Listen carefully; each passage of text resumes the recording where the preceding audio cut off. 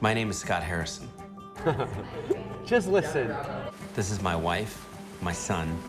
Hare Rama, Hare Rama, Rama Rama, Hare Hare.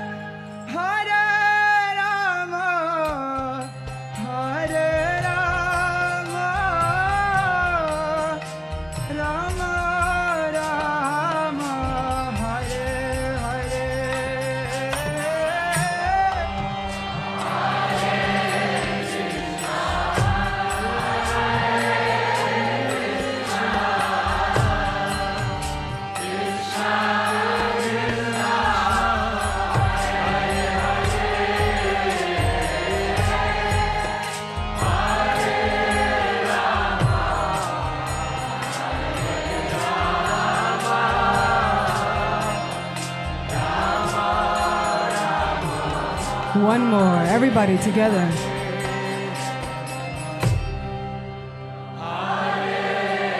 Haribol, Haribol.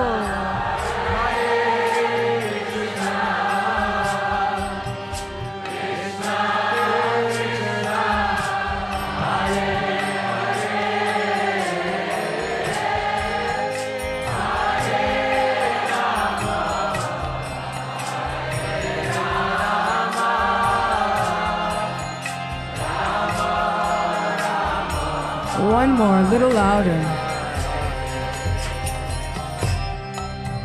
Hare Krishna, Hare Krishna, Krishna Krishna, Hare Hare, Hare Rama, Hare Rama.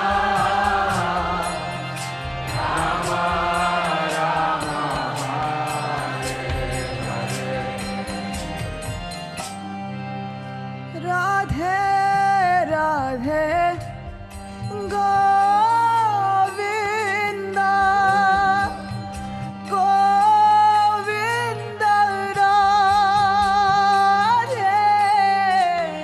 Radhe Radhe Radhe Govinda Govinda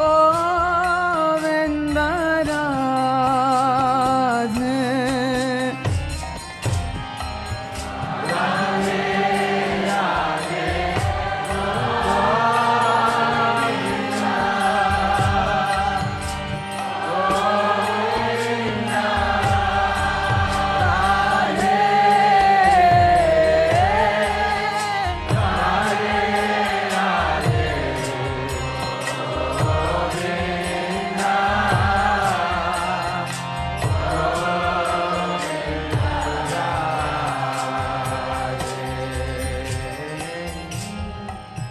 Radhe Radhe Govinda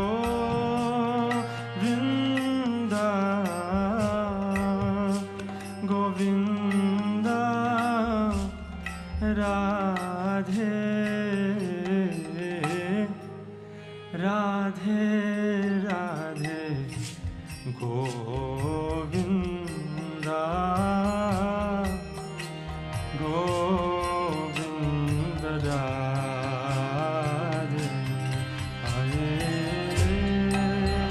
Radhe Radhe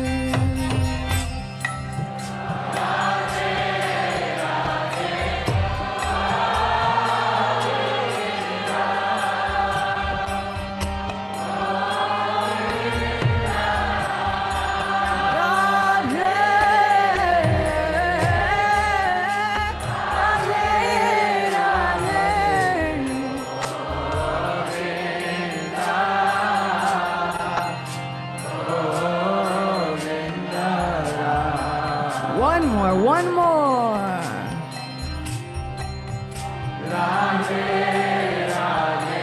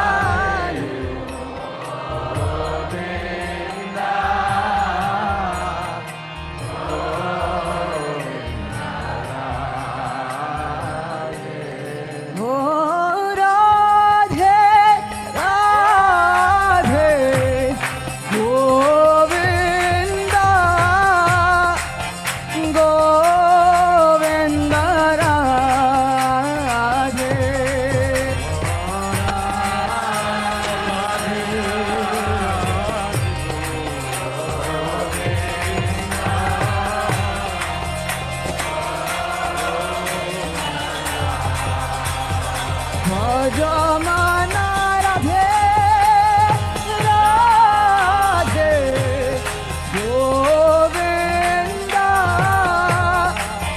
Govinda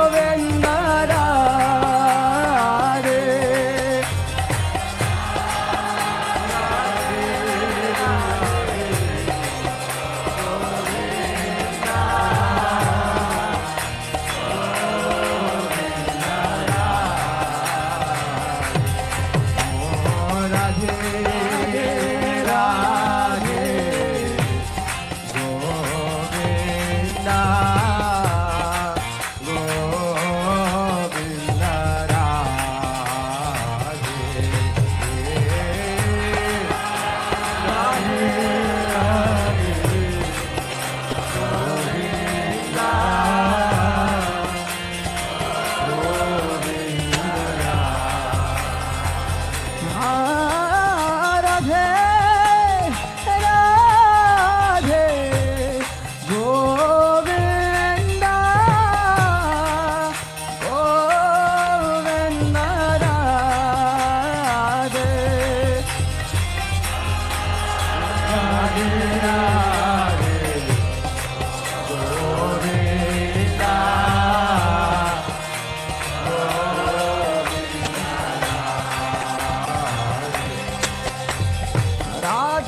Gopinath Radhe Radhe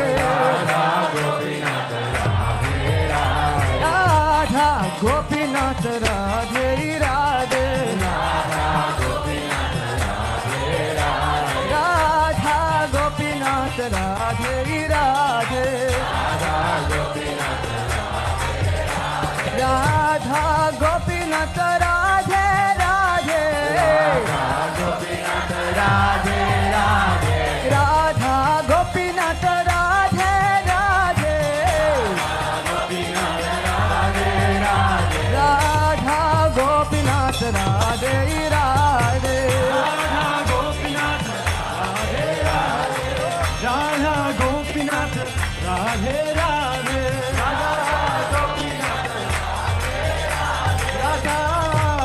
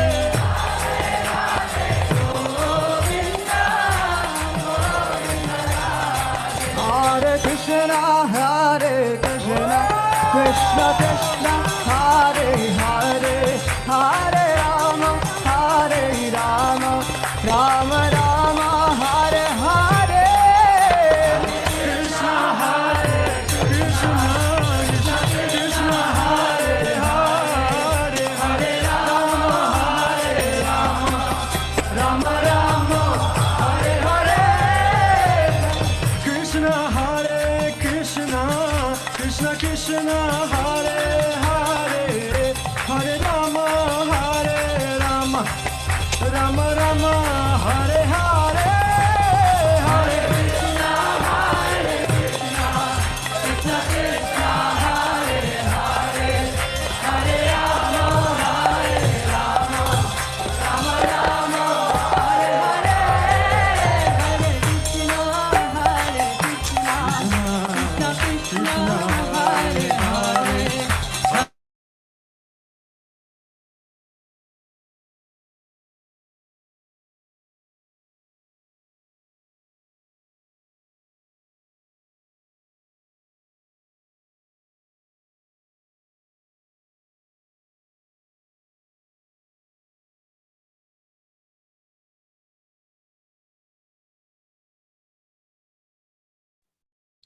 Pure devotee, Sadeka, you have the host.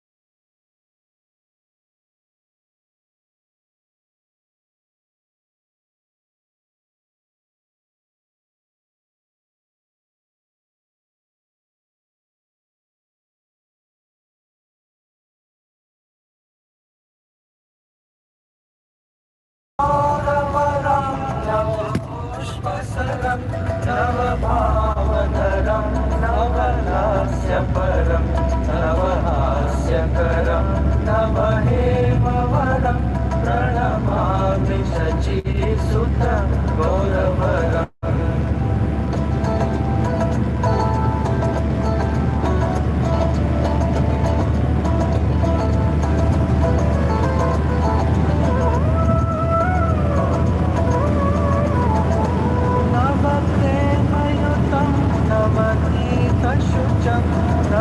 नववेशकृतं नवप्रेमरसं नवभाविलसुभप्रेममयं प्रणमामि शचीसुतं गौरवरं नवप्रेमयुतं नवनीतशुचं नववेशकृतं नवप्रेमरसं नवभाविलसुभप्रेममयं प्रणमामि शचीसुतं गौरवरम्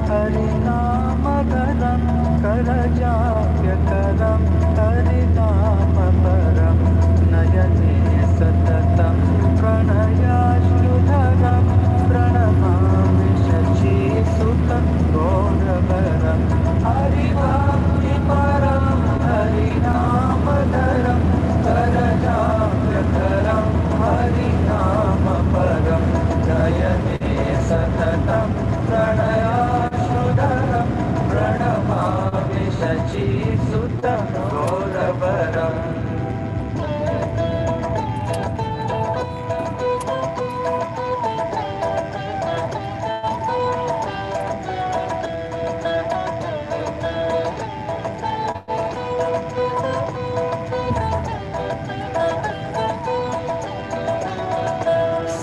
सततं जनता भवतापहरं परमार्थपरायण लोकगतिं नवलेहकरं जगतापहरं प्रणमामि शचीसुतं घोरवरं सततं जनता भवतापहरं परमार्थपरायण लोकगतिं नवलेहकरं जगदापहरं प्रणमामि शचीसुतं घोरवरम्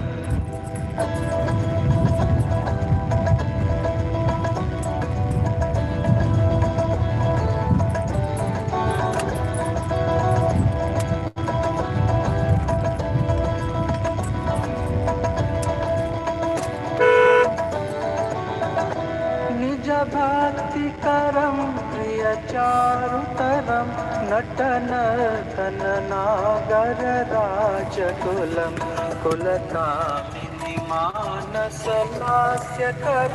प्रणमामि शचीसुतगौरवरं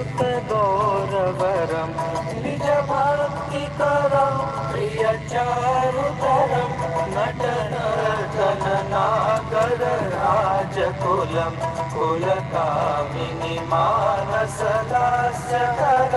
प्रणमामि शचीसुतं गौरवरम्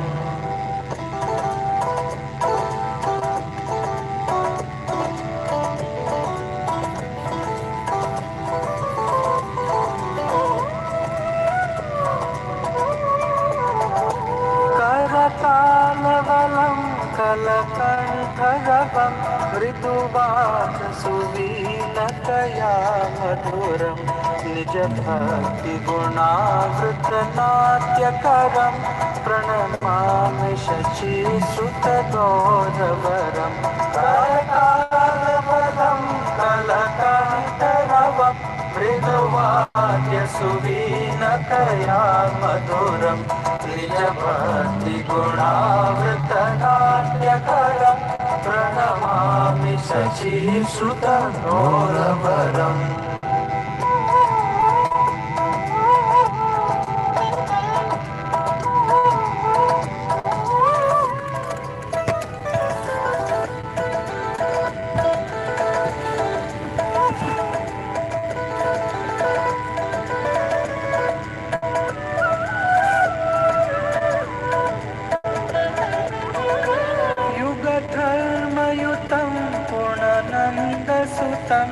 धरणेषु चित्रं भवभावचितं तनुध्यानचितं निजवासयुतं प्रणमामि शचीसुतं गौरवरं युगधर्मयुतं गुणनन्दसुतं धरणेषु चितं भवभावचितं तनुधानचितं निजवासयुतं प्रणमामि शचीसुतं गौरवरम्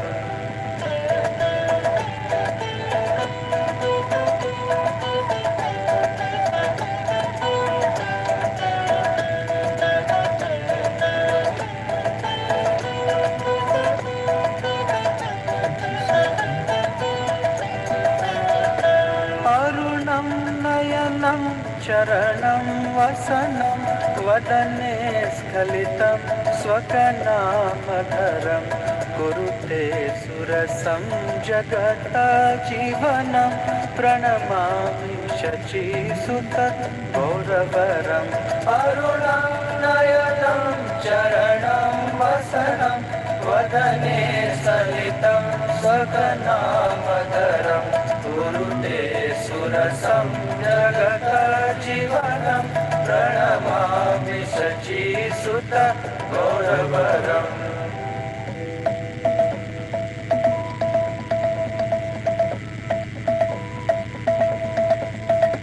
नवगौरवरं नवपुष्पसरं नवभावधरं नवलस्यपरं नवगौरवरं नवपुष्पसरं नवभावधरं नवलस्यपरं नवहास्यकरं नवहेमवरं प्रणमामि शचीसुत गौरवरं नवहास्यकरं नवहेमवरं प्रणमामि शचीसुत गौरवरं प्रणमामि शचीसुत गौरवरं प्रणमामि शचीसुत गौरवरं प्रणमामि शचीसुत गौरवरं प्रणमामि शचीसुत गौरवरं प्रणमामि शचीसुत गौरवरं प्रणमामि शचीसुत गौरवरं प्रणमामि शचीसुत गौरवरं प्रणमामि शचीसुत गौरवरं प्रणमामि शचीसुत गौरवरं प्रणमामि शचीसुत गौरवरम्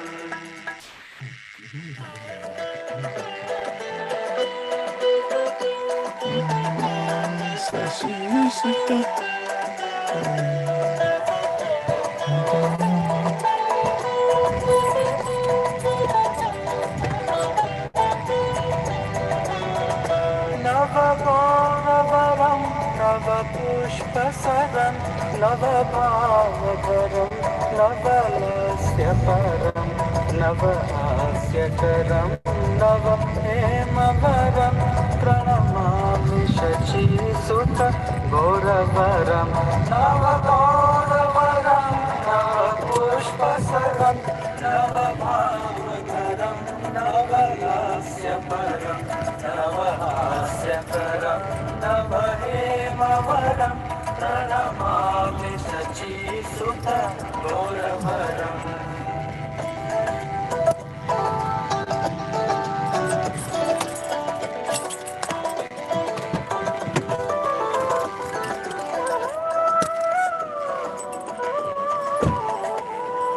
नवप्रेमयुतं नवनीतशुचं नववेशधृतं नवप्रेमरसं नवधाविलसशुभप्रेममयं प्रणमामि शचीसुत गौरवरं नवप्रेमयुतं नवनीतशुचं नववेशधृतं नवप्रेमरसं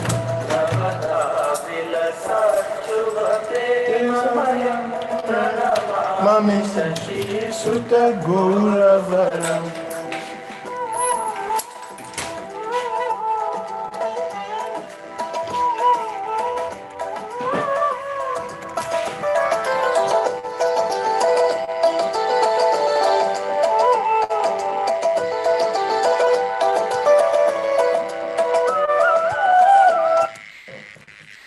Hare Krishna, Your Holiness. Hare Krishna, Prabhuji, Vanchakalpatarvyasya, Kripasindhyaya,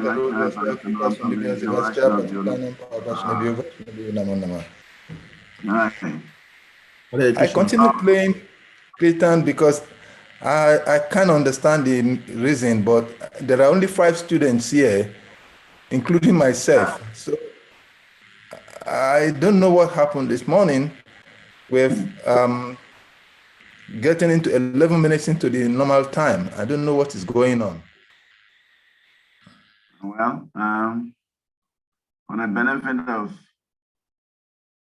many people, it's better we wait a little bit more.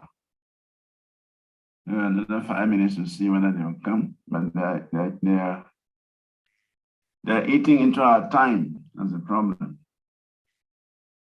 Yeah, maybe we'll wait for another 5 minutes. Let's see. Yeah, at most 10 minutes. Let's see if they will come. Okay, then. Okay, my lord. Thank you.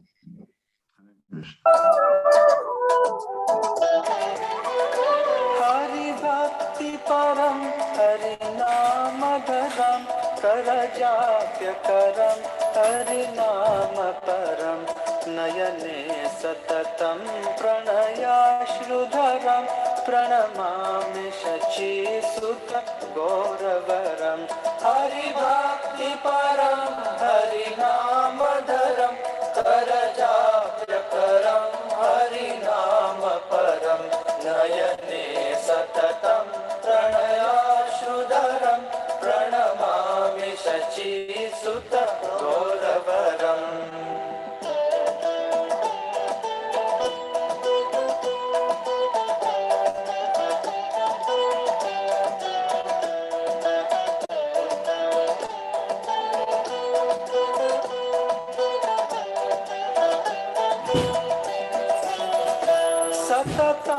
जनता भवतापहरं परमार्थपरायण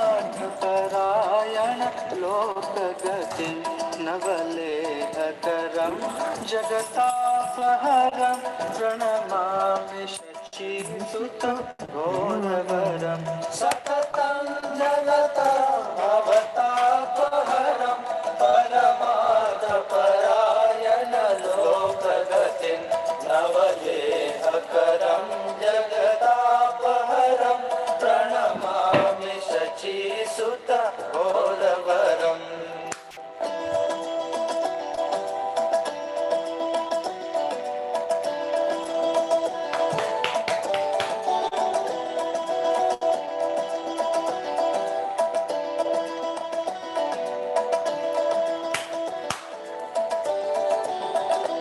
निज भक्ति करम प्रिय चारुतरम नटनर्तन नागर राजकुलम कुलकामिनी मानसलास्य करम प्रणमामि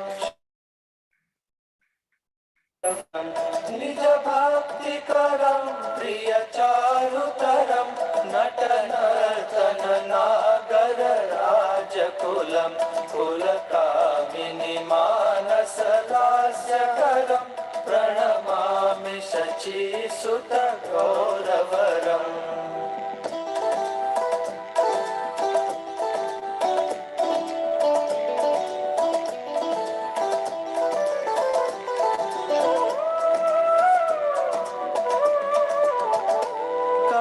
करतालवलं कलकण्ठरवं मृदुवाचसुवीनकया मधुरं निज भक्ति गुणावृत नाट्यकरं प्रणमामि शचीसुत गौरवरं करतालवलं कलकण्ठरवं मृदुवाद्यसुवीनकया मधुरं निज भक्ति गुणावृत नाट्यकरं प्रणमामि शचीसुत गौरवरम्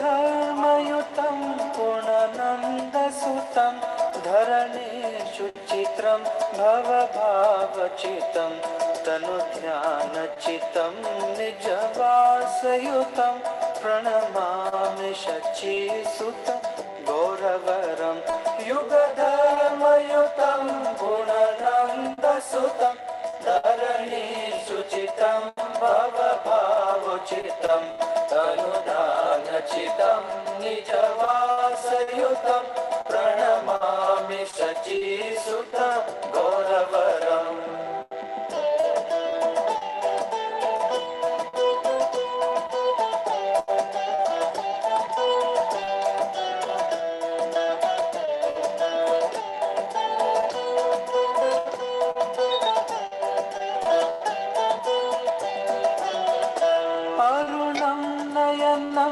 चरणं वसनं वदने स्खलितं स्वकनामधरं कुरुते सुरसं जगत्जीवनं प्रणमामि शचीसुत गौरवरम् अरुणं नयनं चरणं वसनं वदने स्खलितं स्वकनामधरं कुरुते सुरसं जगत्जीवनं प्रणमामि शचीसुत गौरवरम्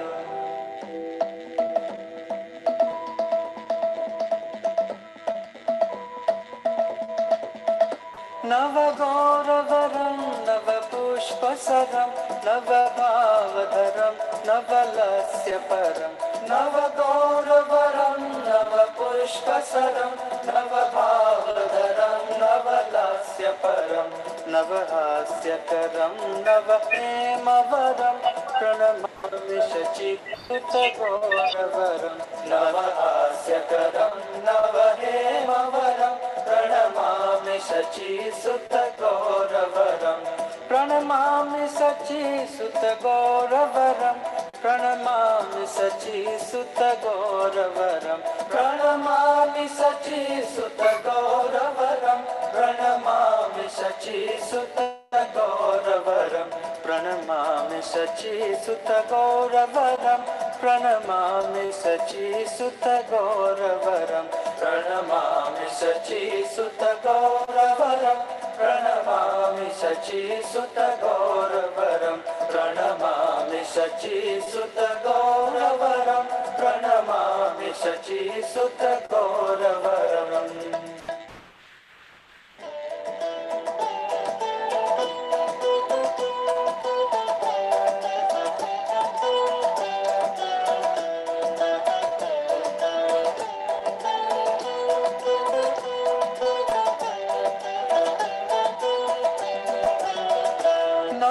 नवगौरवरं नवपुष्पसरं नवभावधरं नवलस्यपरं नवहास्यकरं नवहेमवरं प्रणमामि शचीसुतगौरवरं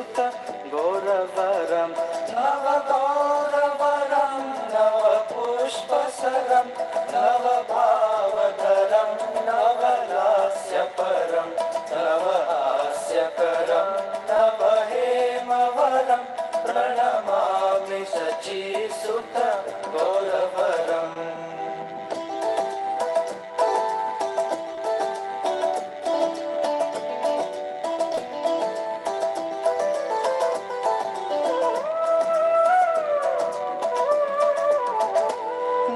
नवप्रेमयुतं नवनीतशुचं नववेशकृतं नवप्रेमरसं नवधाविलसशुभप्रेममयं प्रणमामि शचीसुतगौरवरं नवप्रेमयुतं नवनीतशुचं नववेशकृतं नवप्रेमरसं नवधाविलसशुभप्रेममयं प्रणमामि शचीसुतगौरवरम्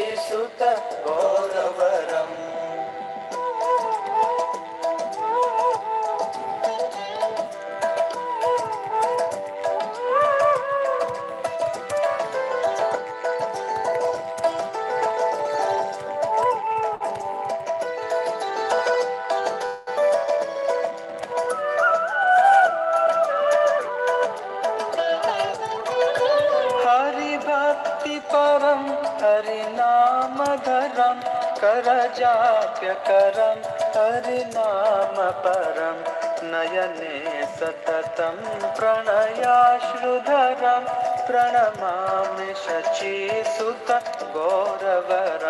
हरिभक्तिपरं हरिनामधरं करजाप्यकरं हरिनामपरं नयने सततं प्रणयाश्रुधरं प्रणमामि शचीसुतगौरवरम्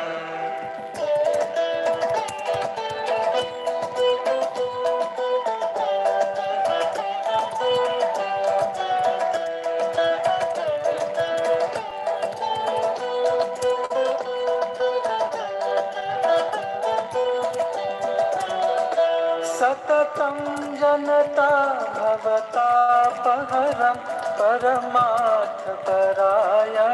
लोकगतिं नवलेहकरं जगतापहरं प्रणमामि शचीसुतगौरवरं सततं जनता भवतापहरं परमार्थपरायण लोकगतिं नवलेहकरं जगदापहरं प्रणमामि शचीसुतगौरवरम्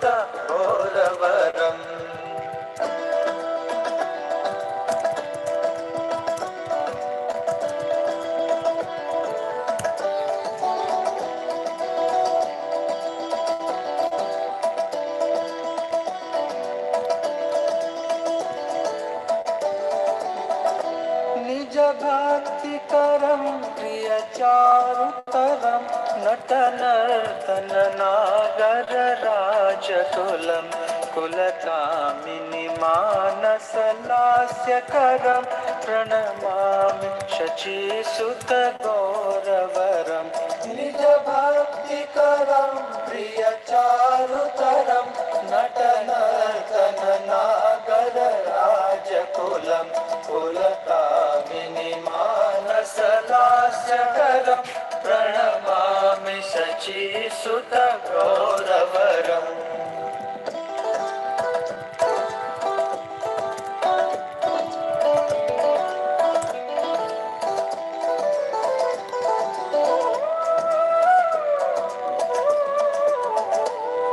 करतालबलं कलकण्ठरवं मृदुवाच सुवीनकया. Hare Krishna Maharaj. Hare Krishna. It's exactly 25 minutes into the time for today's class. We have 9 students out of about 20-something students, so I don't know. Yeah, we can proceed. We can proceed. Okay. Yeah, we can proceed.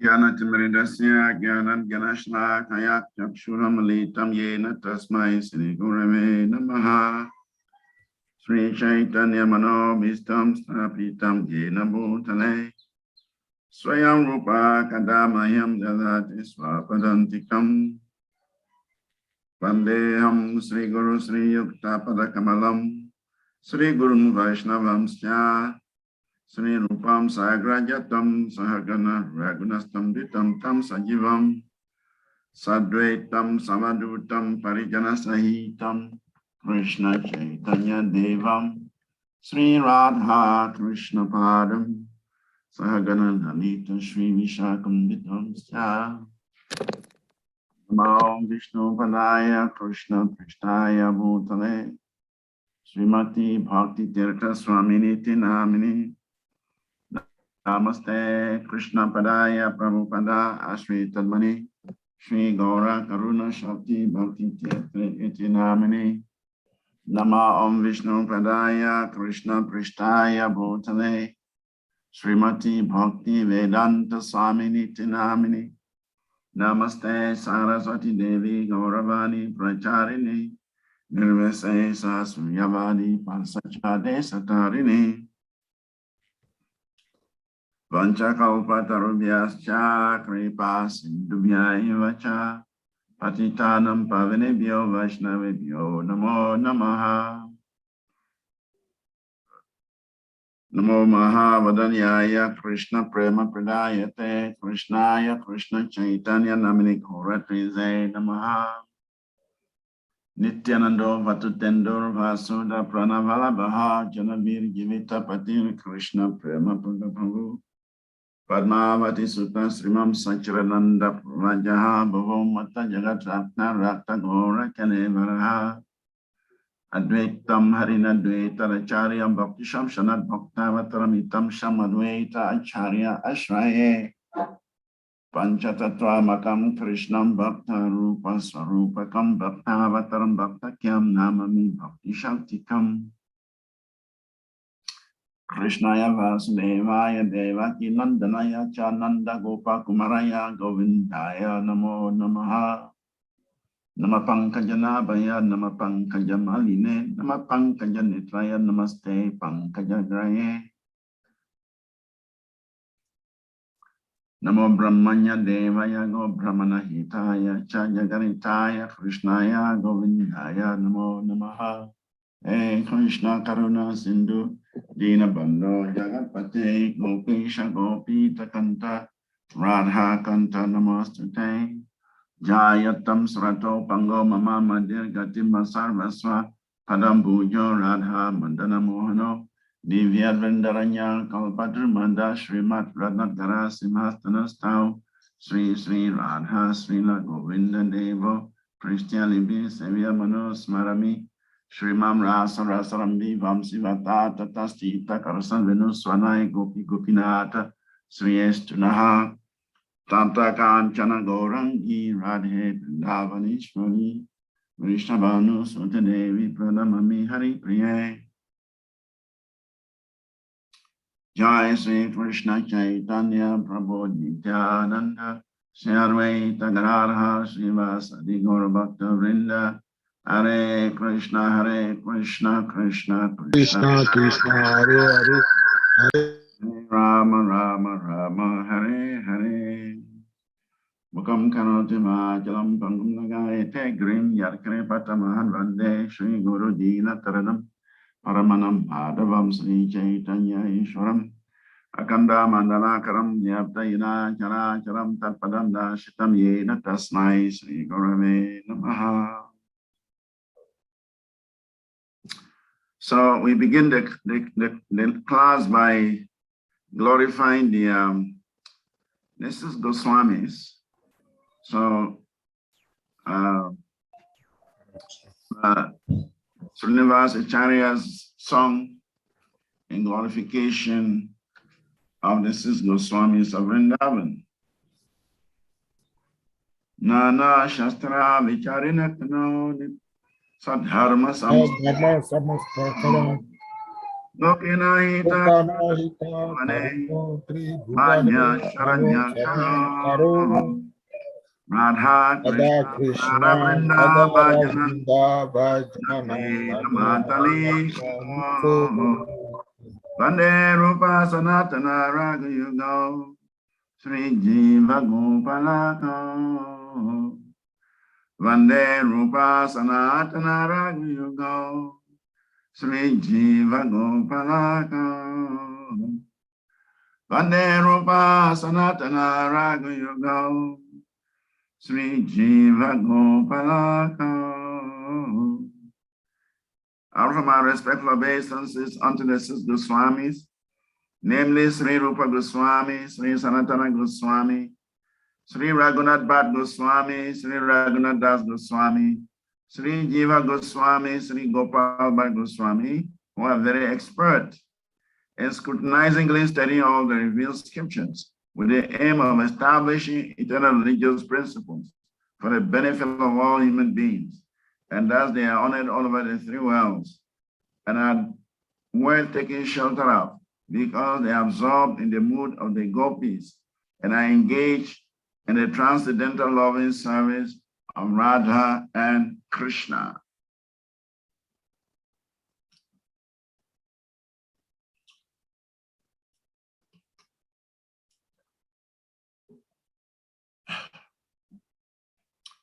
So everyone is welcome to today's discussion.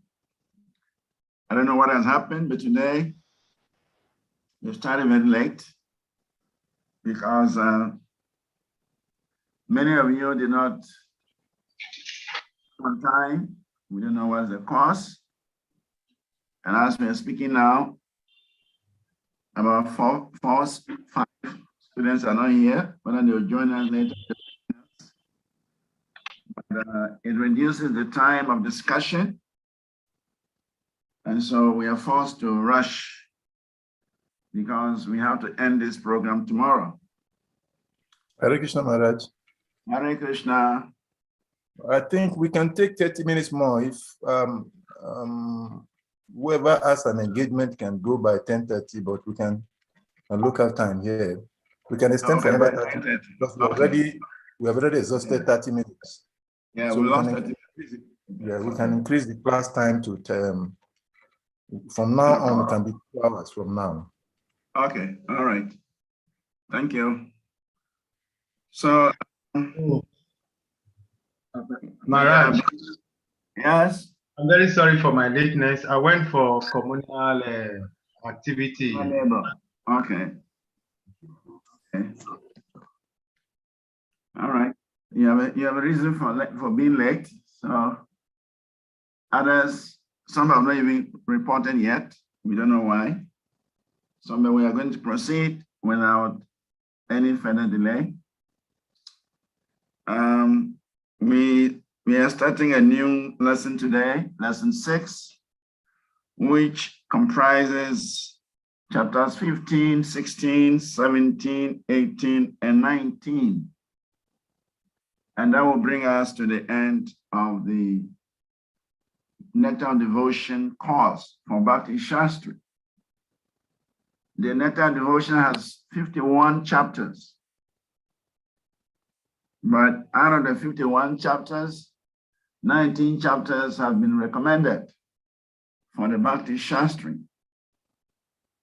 Bhakti Vaidhi students and Bhakti Vedanta students are supposed to study the Nectar Devotion on their own.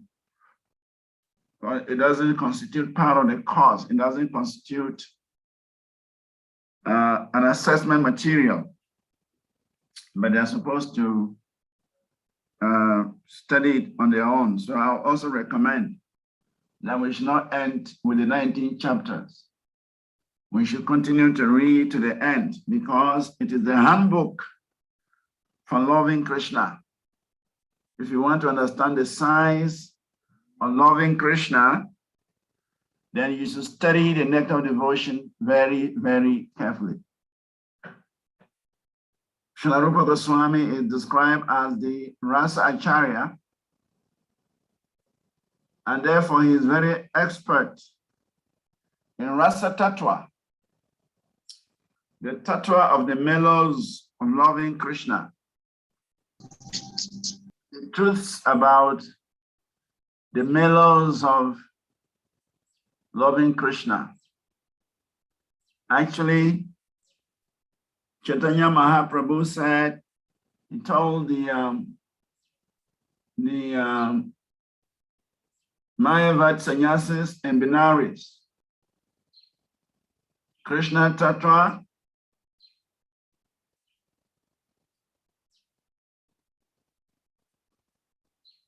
Nam Tattva, Lila Tattva, Rasa Tattva, Bhava Tattva. That to understand Krishna,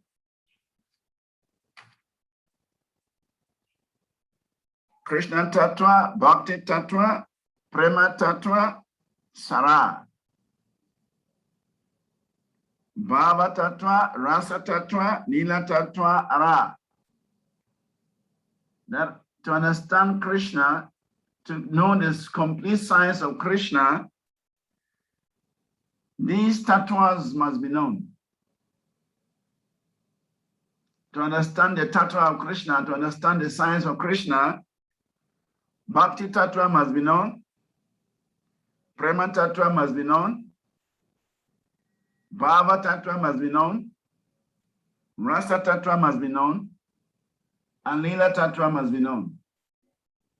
So Rupa Goswami is the Rasa Acharya, and therefore he is very, very competent in Rasa tattva. And so he has described the whole science of this Rasa Tattva in the Nectar of Devotion, Bhakti Rasamrita Sindhu. Because in the Ujjwala Nilamani, he specifically speaks about Madhurya Ras. He goes into detail of Madhurya Ras. So I recommend that the devotee students should not end with a chapter 19, but they should continue to read the rest of Nectar Devotion, if possible, to the end. Because this is only dealing with the Eastern Ocean, Purva Sindhu, the Eastern Ocean of the Nectar Devotion. There are other 3 oceans: the Southern Ocean, the Western Ocean, and the Northern Ocean.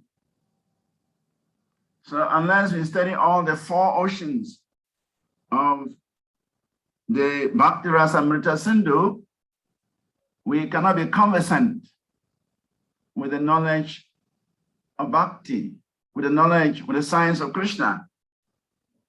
So for us to understand the science of Krishna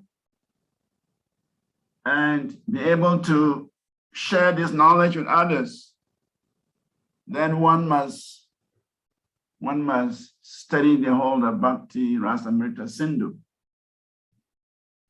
It is actually the handbook for loving Krishna. It's a handbook for understanding the mellows of Krishna, loving Krishna. So that is my recommendation. So we are beginning from slide 52 today. We hope we can go up to 67, 68. That's middle way of the lesson. And tomorrow we can conclude. So I think Salika Prabhu is sharing the screen of lesson 6. Nectar Devotion lesson 6, 15, 16, 17, 18, 19 chapters. So the next slide.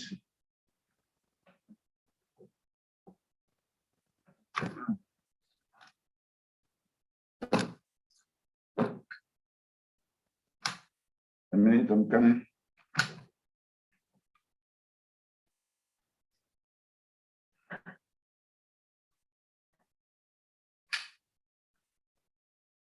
So the residents of Vrindavan are examples of Ragamika Bhaktas.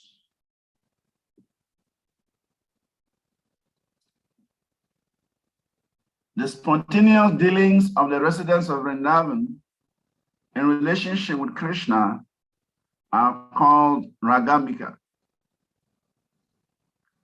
These beings don't have to learn anything about devotional service. They are already perfect in all regulatory principles and have achieved the spontaneous loving service of the Supreme Personality of Godhead. The cowhead boys who are playing with Krishna do not have to learn by austerities or penances or yogic practice how to play with him. They have passed all tests of regulatory principles in their previous lives. And as a result, they are now elevated to the position of direct association with Krishna as his dear friends. Their spontaneous attitude is called Ragamika Bhakti.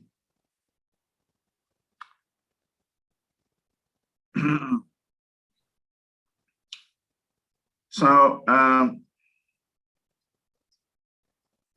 Ragamika Bhava simply means complete absorption.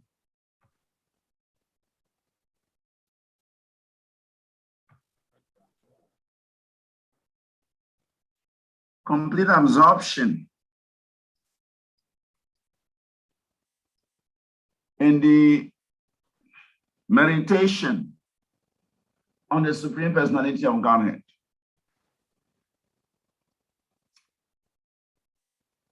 The residents of Vrindavan, they are all exalted devotees.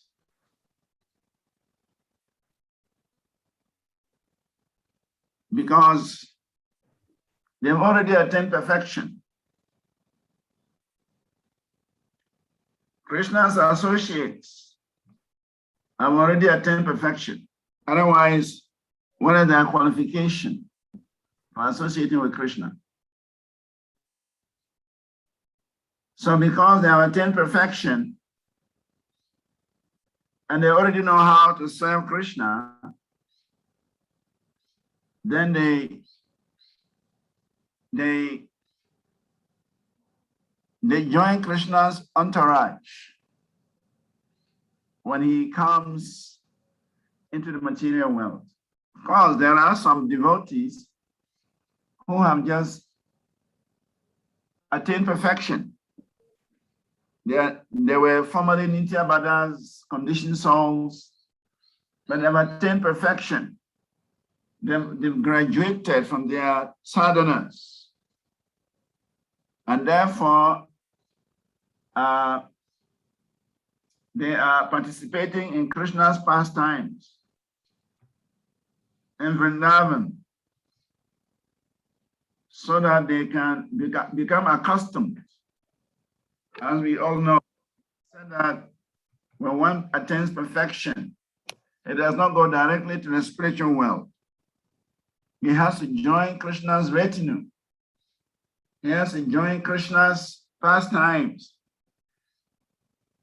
in one of the universes, on one of the planets where Krishna performing his pastimes. And by associating with such Raganuga or Ragamika devotees, one becomes perfect. One becomes accustomed to pleasing Krishna before he really goes into the spiritual world.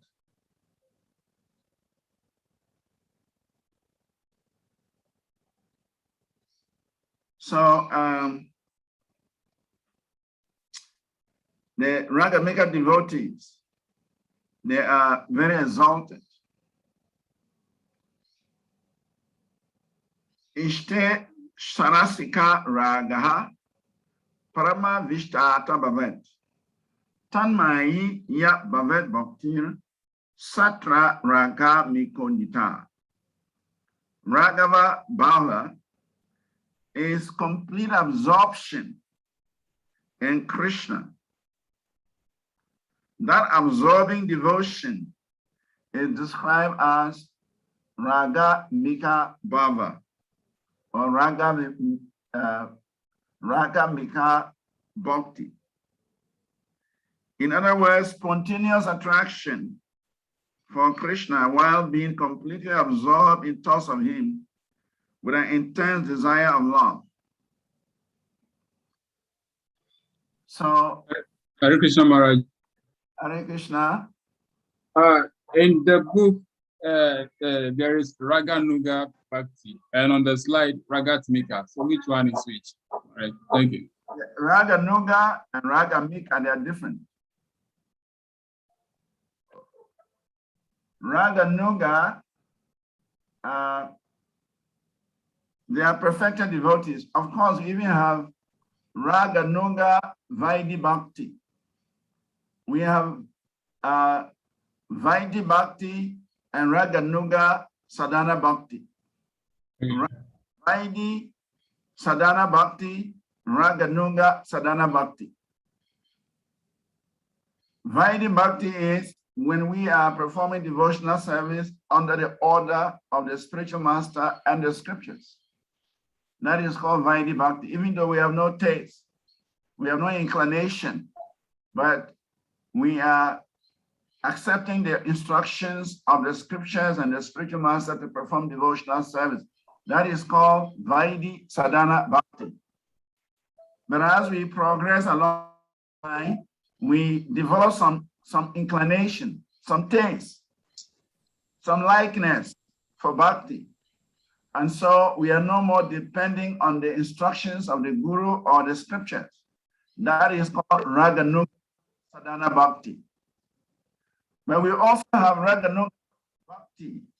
That is a perfection.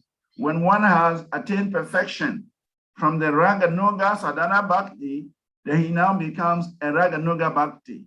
He has now developed taste for Krishna consciousness. But Ragatmika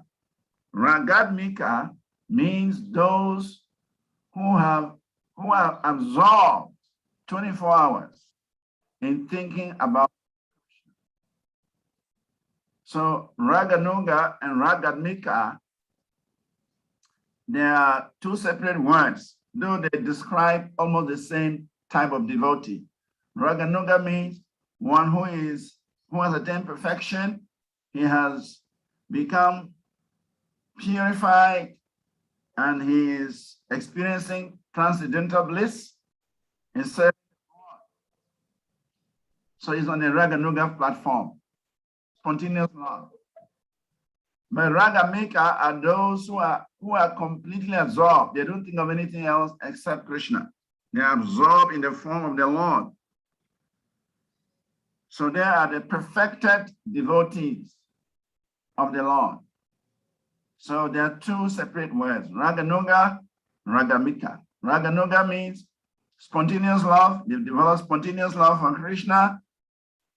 And Ragamika means they are completely absorbed. They don't think of anything else except Krishna. And this is the symptom, this is the character of the devotees in Vrindavan. The Gopals, the cowhead boys, the gopis, the cowhead girls, they think of Krishna 24 hours. They can't think of anything else. So therefore, they are described as Ragamika. Hare Krishna, thank you so much. Hare Krishna. So these are the very, very top devotees of the Lord. They are the topmost devotees of the Lord, and they are 100% absorbed in thinking about Krishna. So they are the best devotees. They are the topmost devotees. And so here it is said that the cowhead boys who are playing with Krishna do not have to learn by austerities or penances or yogic practice how to play with him. The gopis who dance with Krishna, they don't have to learn how to dance with Krishna. So these are, they are perfected in these activities, and they are absorbed in these activities. So they are almost on the same level of Krishna.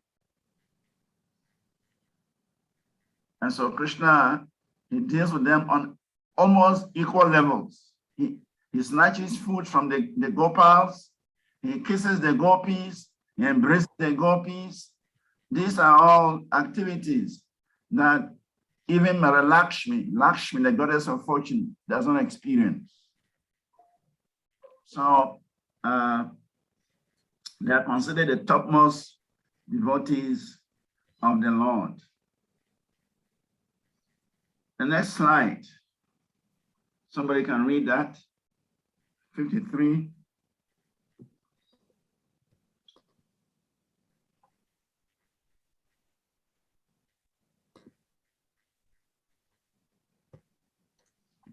Attraction to the Supreme Lord for purposes of sense gratification. My dear King, there are many devotees who first become attracted to the personality of God for purposes of sense gratification. From being envious of him, out of fear of him, or from desiring to associate affectionately with him. Ultimately, these attractions become freed from all material contamination. And gradually, the worshipper develops spiritual love and achieves that ultimate goal of life, desired by the pure devotee.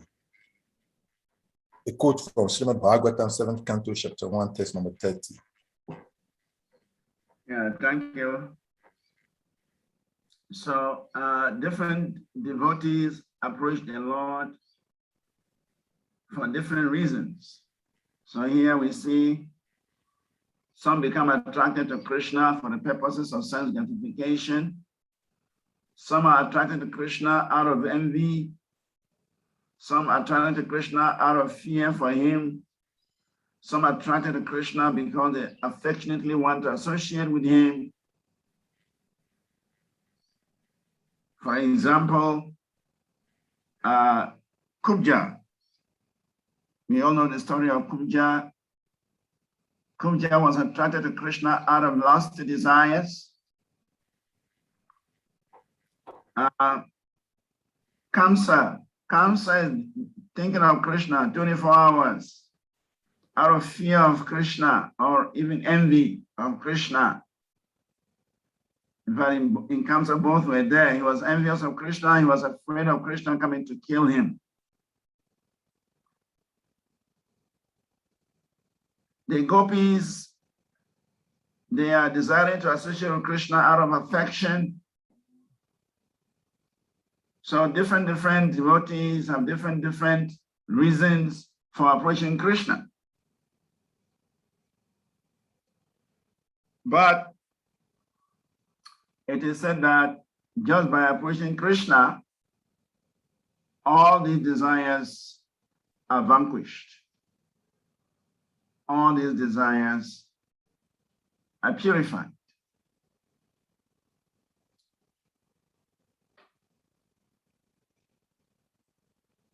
Kubja stambara dara kubja chestati hasitaha. The O Lord Sri Krishna, Kubja Devi was attracted to you and amorously or lustfully pull your cloth, pull your garment, causing you to smile on her. And simply by that smile, you reassured her and granted her a great benediction. This is found in the Krishna Lila Stava by Sanatana Goswami. Sanatana Goswami wrote so many poems about the pastimes of Krishna.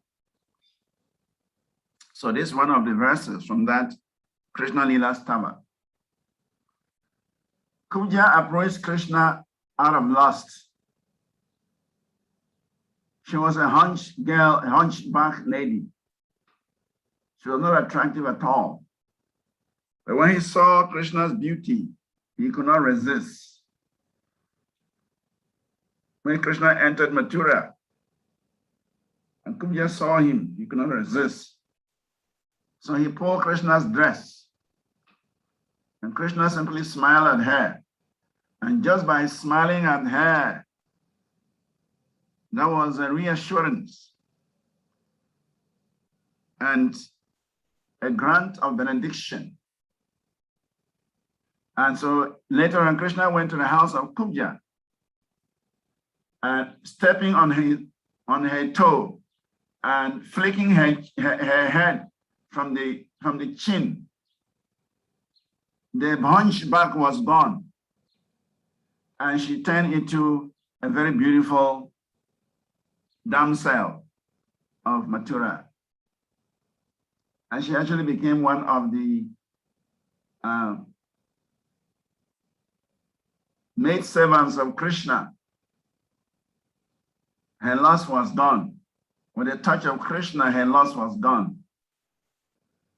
So one may approach Krishna with whatever desire one has, but Krishna is so powerful, Krishna is so pure that one becomes purified.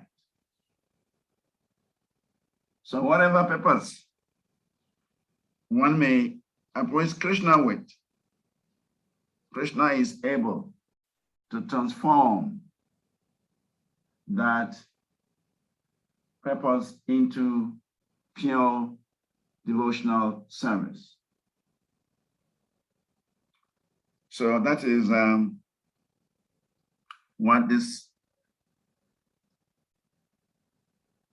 slide is telling us.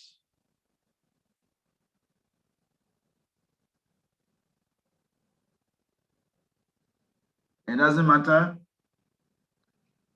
The important thing is to get in touch with Krishna. That's the important thing. Once one gets in touch with Krishna through his holy name, through his words, his Bhagavad Gita, through his devotees, some purification is going to come. So whatever one may desire or one may have in his heart, the important thing is to encourage them to take shelter of the Supreme Personality of Godhead. And by taking shelter of the Supreme Personality of Godhead, those desires will be purified, and one will become a lover of Krishna, become a devotee of Krishna, as Kubja is exemplified here. Slide 54.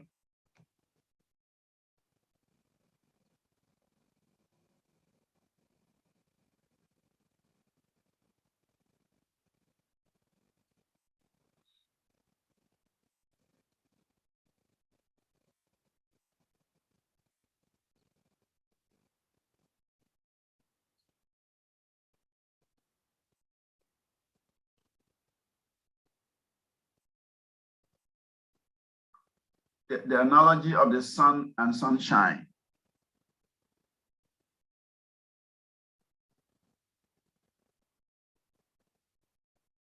Although the sunshine and the sun globe are actually one and the same, still there is a distinction. For one is the energy and one is the energetic source. The absolute truth and his bodily effulgence are in the same way simultaneously one and different. Kamsa and Shishupal attained to the absolute truth, but they were not allowed to enter into Goloka Vrindavan abode.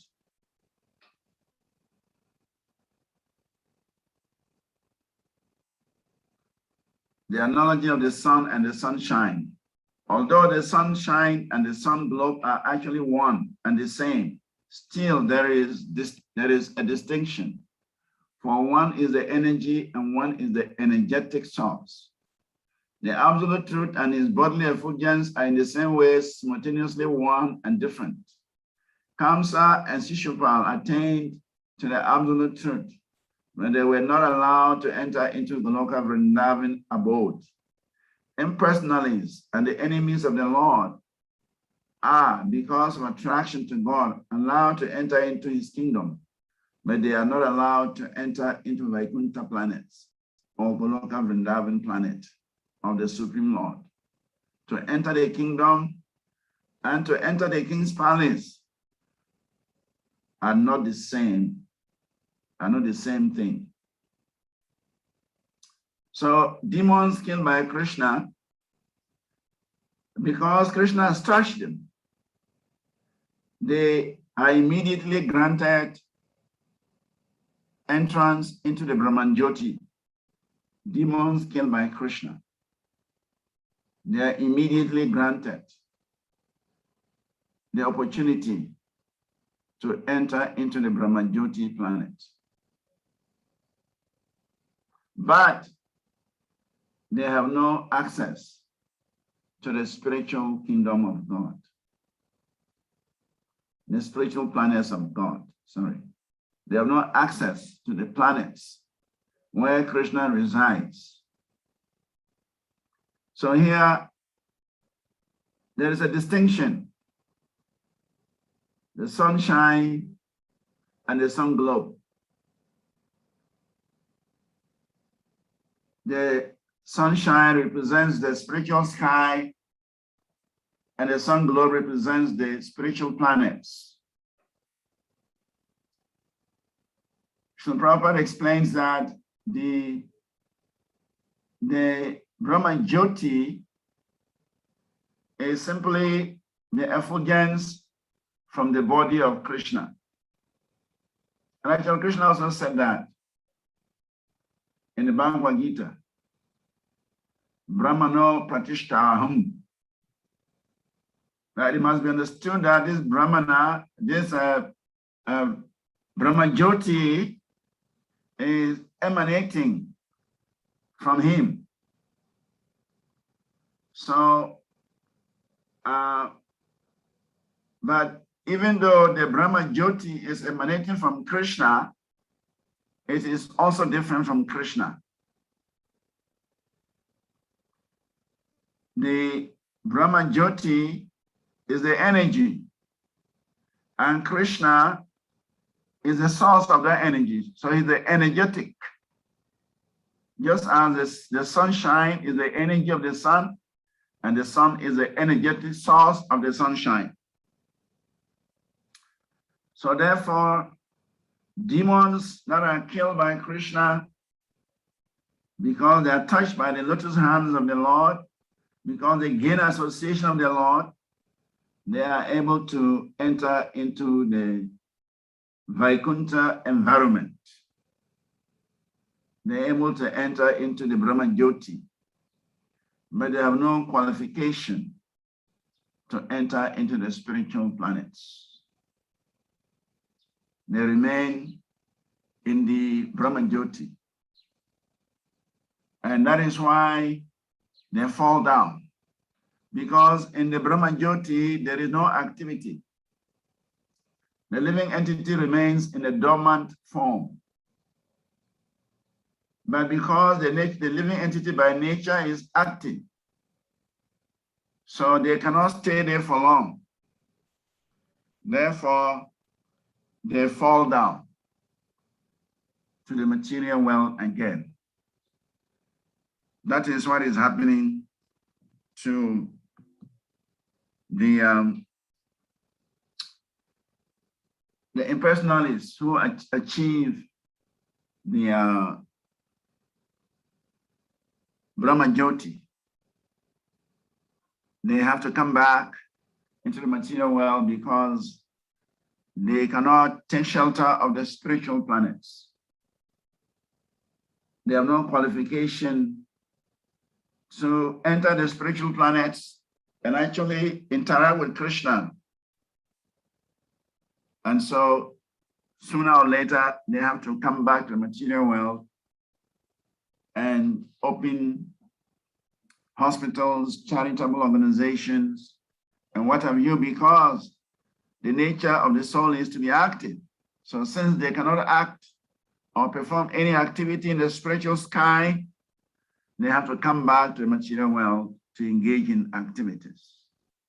But for the devotees, because they have developed love for Krishna, they've developed service attitude for Krishna, they have accepted the position of being eternal servants of Krishna, they enter into the spiritual planets, and then they can engage in the service of the Lord.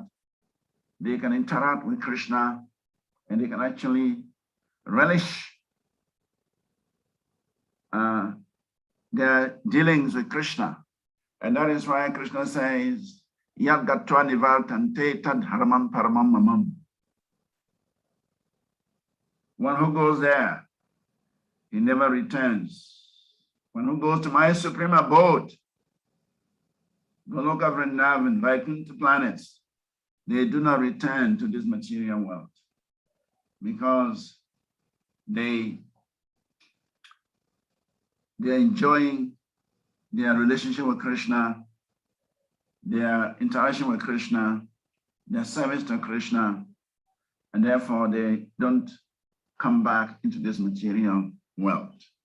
But for the impersonalists, because they have no access to these spiritual planets, and they cannot remain dormant for a long time, they have to again come back into the material world.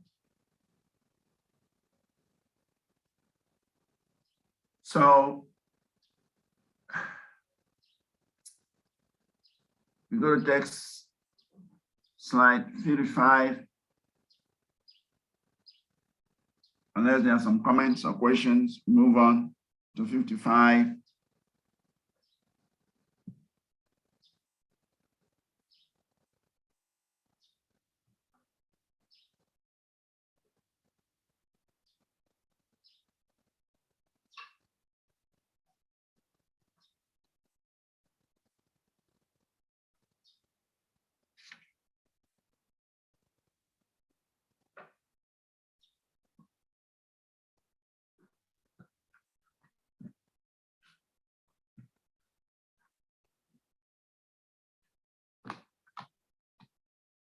Pure devotees develop their spontaneous love and can enter the spiritual planets.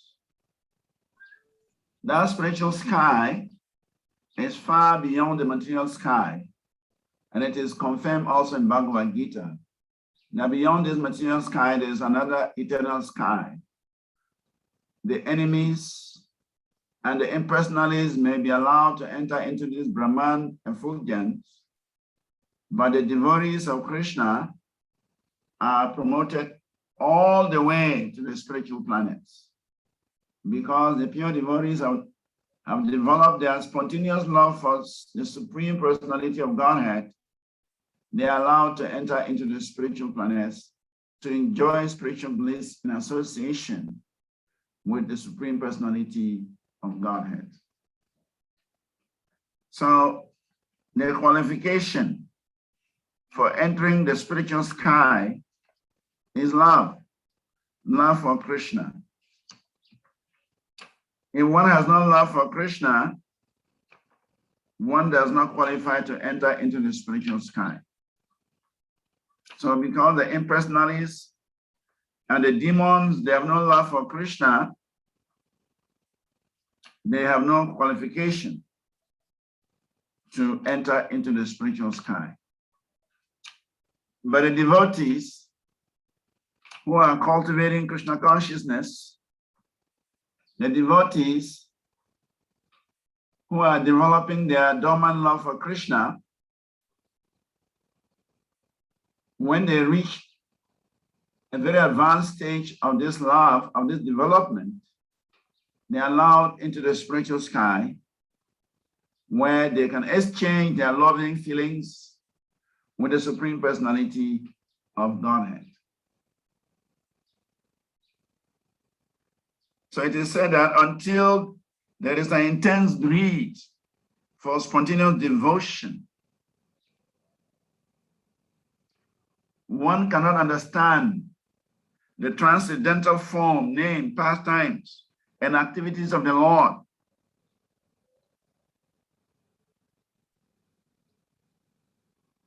The qualification for understanding the transcendental form, name, pastimes, activities of the Supreme Lord is the intense greed to have it.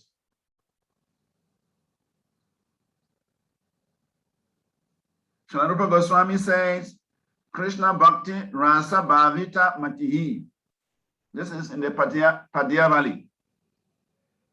Just as Sanatana Goswami has his Krishna Lila Stava, Rupa Goswami has his Padya Valley. These are poems written by Sanatana Goswami in the Krishna Lila Stava, glorifying Krishna, and poems written by Rupa Goswami in the Padya Valley, glorifying Krishna and love of Krishna. So in that book, Rupa Goswami is saying, Krishna Bhakti Rasa Bhavita Material. Kriyatam Yadi Kutopi Labhyate Tatra Loliam Api Muliam Eklam Jarma Koti Sukitaina Labhyate. The pure devotional service for Krishna cannot be had in hundreds of lives. It can only be attained by paying the price. And what is the price? The price is intense greed to achieve it.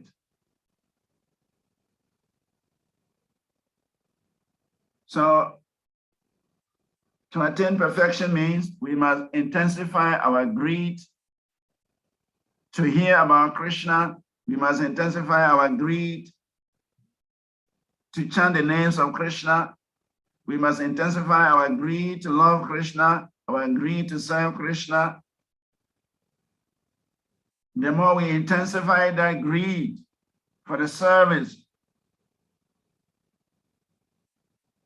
the more Krishna reveals himself, the more Krishna becomes available. So the pure devotees, they have developed that greed to serve the Lord, to love the Lord, and therefore the spontaneous love for Krishna has aroused. And therefore they understand these transcendental form, transcendental name, transcendental pastimes, and as a result, they become eligible to enter into the spiritual planets.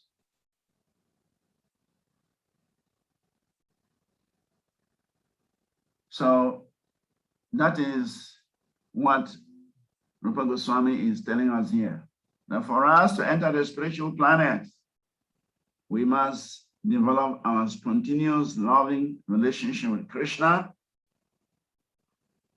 And that comes by having the greed, intensifying the greed to chant the names of Krishna, to hear the persons of Krishna, to render service to Krishna.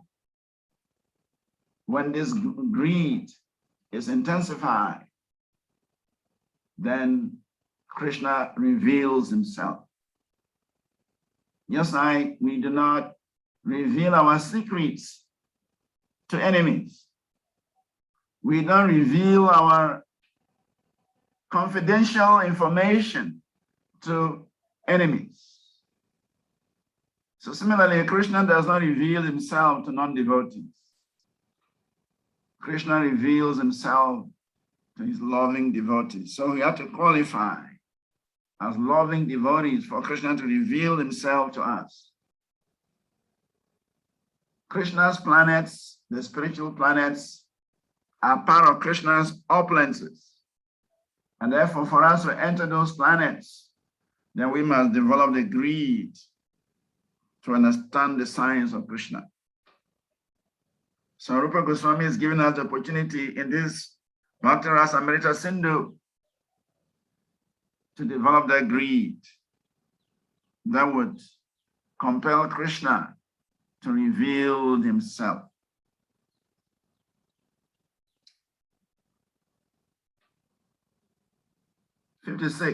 Slide 56. Somebody can read that.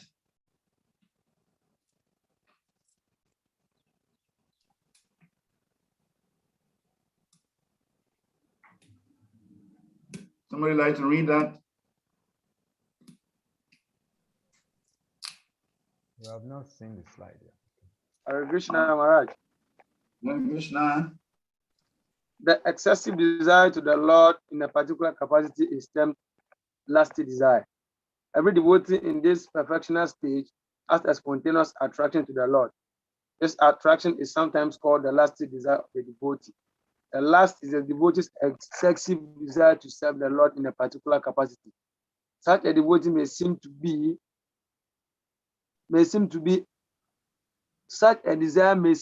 a desire for enjoying the Lord, but actually the endeavor is to serve the Lord in that capacity. For example, a devotee may be desiring to associate with the personality of God as his cowherd friend.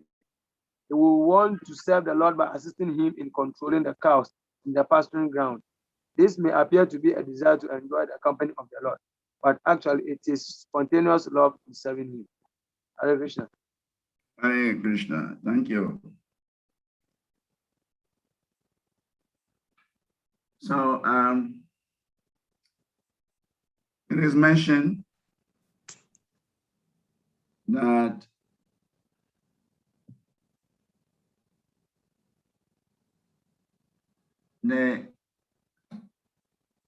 hearing the loving, loving activities, the loving mood, hearing about the loving mood of the devotees towards Krishna is beneficial. Just as is mentioned here, even the so-called lusty desires of a devotee is actually the devotee's excessive desire to serve the Lord. And so such desire may appear to be that the devotee wants to enjoy the Lord, but actually it is an endeavor to serve the Supreme Personality of Godhead.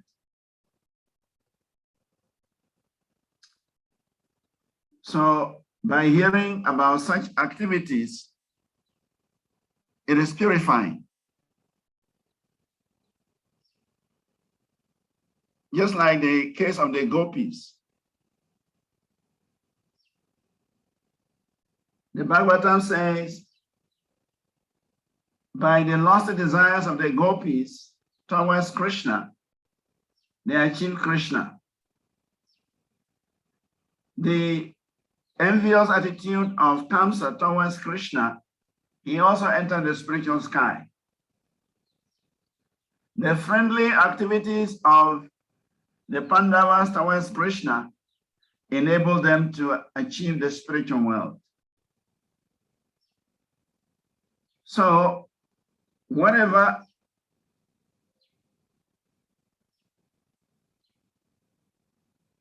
attitude the devotee has towards Krishna, whatever relationship the devotee has towards Krishna, when that desire becomes intensified, it may be seen as a lost desire, but actually it is considered his service attitude towards Krishna. Krishna accepts it as a service attitude, and therefore the devotee becomes purified of such situation. So it is said that by hearing about these activities, one can cure the disease of the heart.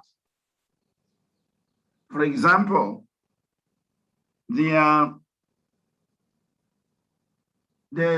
hearing about the rasa dance between Krishna and the gopis, one may say that the gopis are simply exhibiting their lust towards Krishna. But it's not so. The rasa dance between Krishna and the gopis is an eternal dance. It's an eternal divine dance. It is the activity of the spiritual world. Krishna is Nataraj. He is the king of all dancers. He dances with his devotees in the spiritual world. So when Krishna appeared in Vrindavan, he had to enact that pastime of dancing with his devotees. So it is said that just by hearing the pastimes of Krishna, just by hearing the activities in the Rasa Leela, hearing the narrations of the Rasa Leela, one can become free from the disease of the heart. Vrikritidam Vrajavadubir idam cha Vishnu Bhaktim param bhagavati pratilabhya karmam Hrit rogam asu apahonati achirena diraha. Anyone who faithfully hears or describes the Lord's playful affairs with the young girls of Vrindavan, the gopis, will attain the Lord's pure devotional service. And thus he will quickly become sober, and he will conquer the lust, which is the heart, the disease of the heart. So these activities between Krishna and the gopis, Krishna and his devotees, that may even appear to be lost desires, but they are actually transcendental activities. From the perception of the material world, from the perception of the non-devotees, they may see them as mundane, but actually they are of the highest spiritual order, highest divine nature. They are divya. And just by hearing them, by studying them, by speaking about them, one becomes free from the disease of the heart, which is called Hrit Rogam.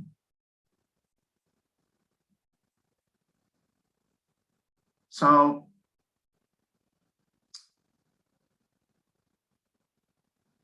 for us as practitioners, for us as sadhakas, we need to hear more and more about these activities of the Lord and his devotees.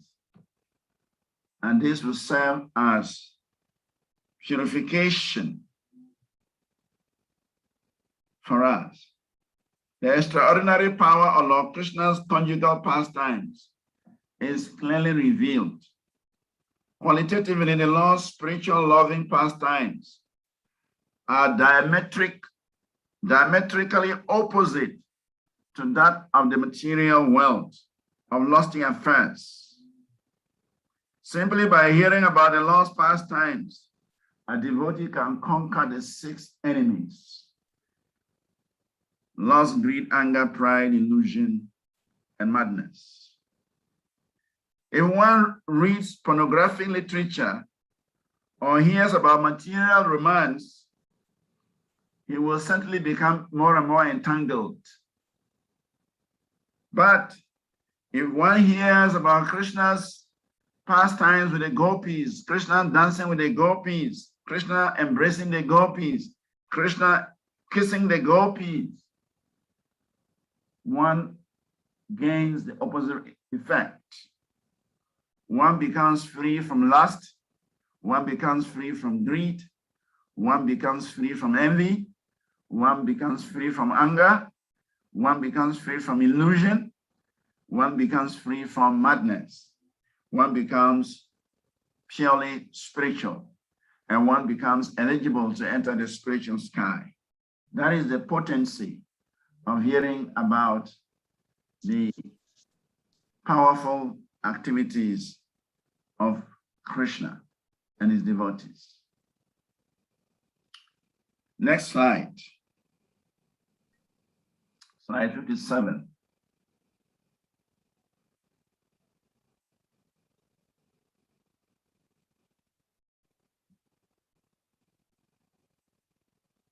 The gopis' love for Krishna cannot be equated with material lusty desires. The gopis' love for Krishna cannot be equated with material lusty desires. Great devotees up to the standard Uddhava are very, very dear friends of the Lord, and they desire to follow in the footsteps of the gopis.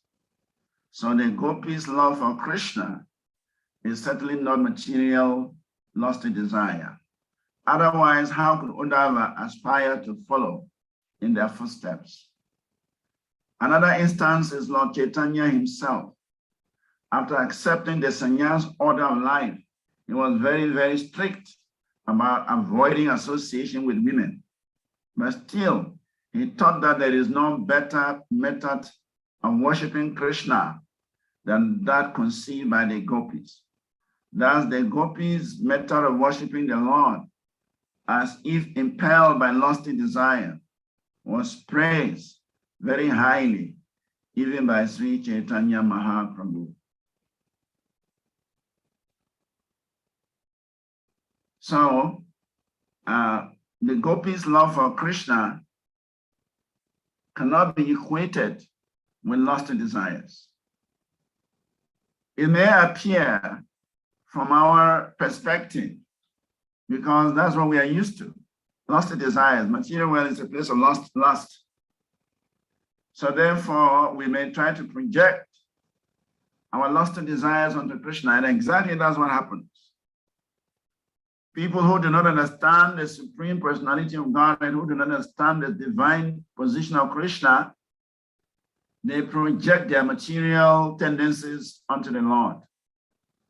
And so whatever they see the Lord doing, they conceived it materially.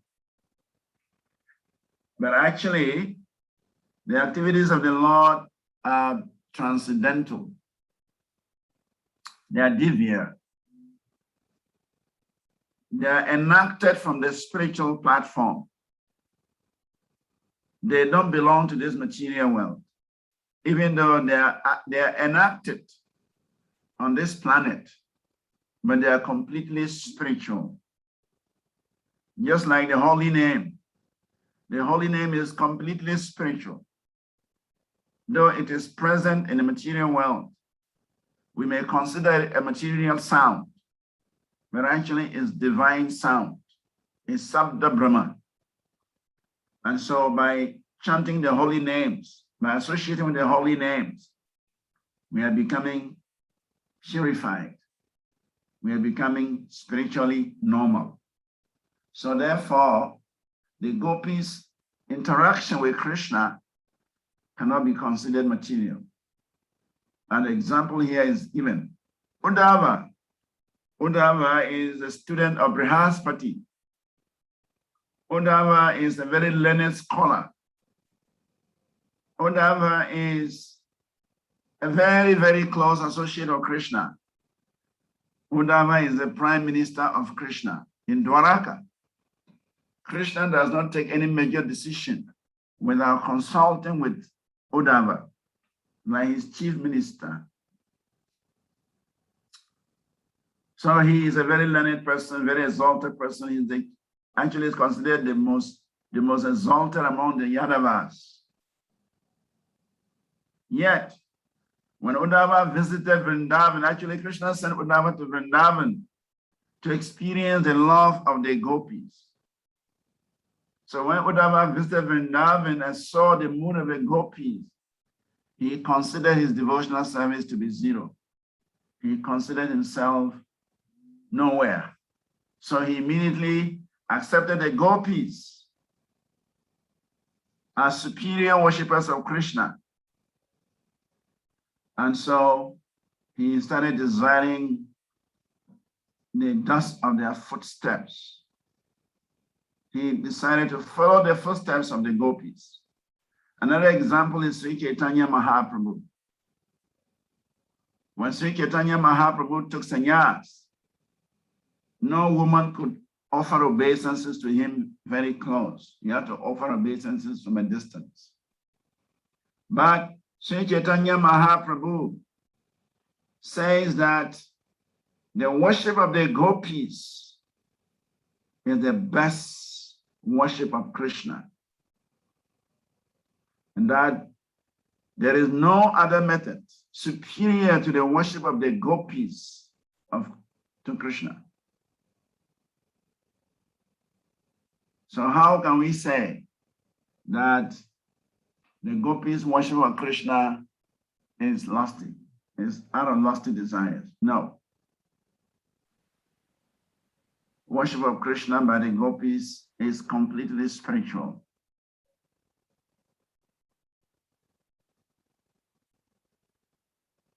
We always perceive things according to our senses. Even in this material world, it is not everything we perceive that is the right thing. When we see things from a distance, we perceive differently. When we hear things from a distance, we hear differently.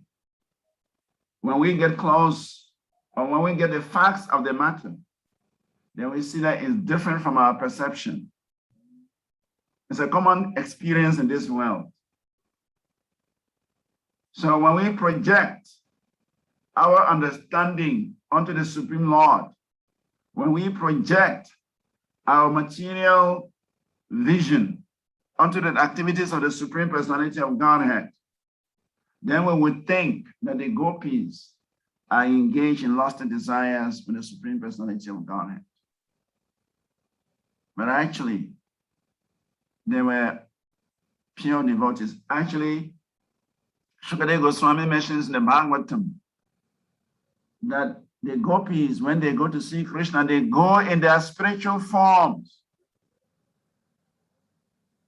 The gopis, they leave their bodies at home and they go in their spiritual forms to meet Krishna.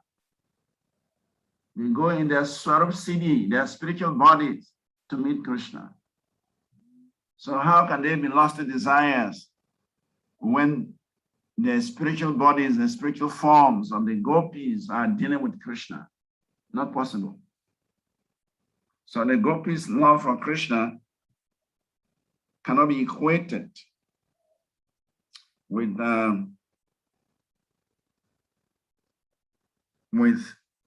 material loss.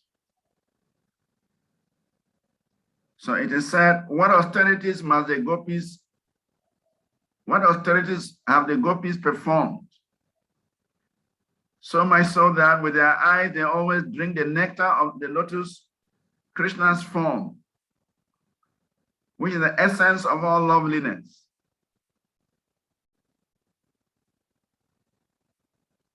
So what austerities have the gopis performed that they always have the vision of the beautiful form of Krishna? They have the opportunity to dance with Krishna, to embrace Krishna, to even kiss Krishna. That means there must be the topmost devotees for them to have that opportunity to associate with Krishna so intimately.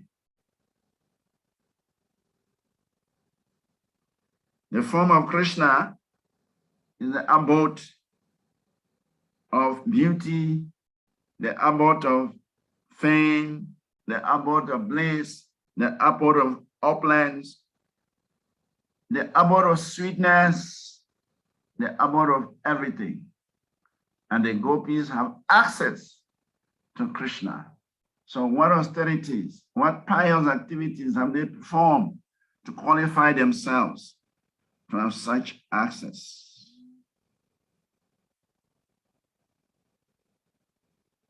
The sweetness of Krishna's beauty enjoyed by the gopis is unparalleled. Nothing is equal or greater than such ecstatic sweetness.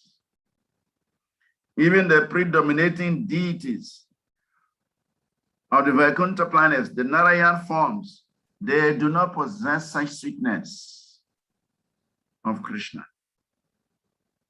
Indeed, none of the incarnations of Krishna after Narayan possesses such beauty of Krishna. And that is why even Mother Lakshmi, she is performing austerity in Vadiravan, in Vrindavan, in order to gain the association of Nandana Krishna.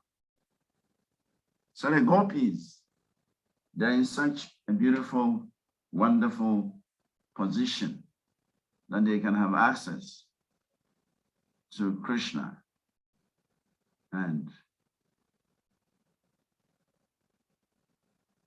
enjoy the transcendental dance with Krishna, eternal dance with Krishna.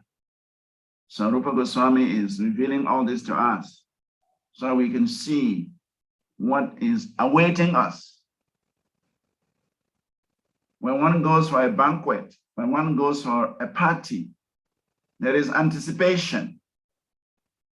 He's imagining what is waiting us, what is awaiting us, what kind of meal, what kind of recipe are we going to enjoy? There is some anticipation. So Rupa Goswami is whetting our appetite by narrating all these wonderful, wonderful activities of the gopis and Krishna. And he is indirectly telling us that if we intensify our devotional service, if we become lovers of Krishna, we also have the same opportunity like the gopis. Next slide, 58.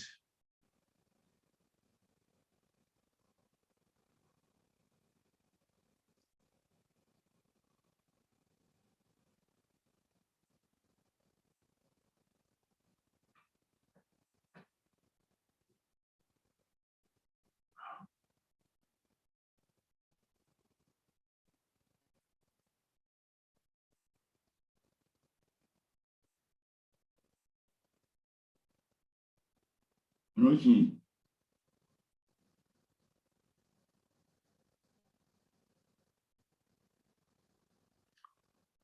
Somebody can read this.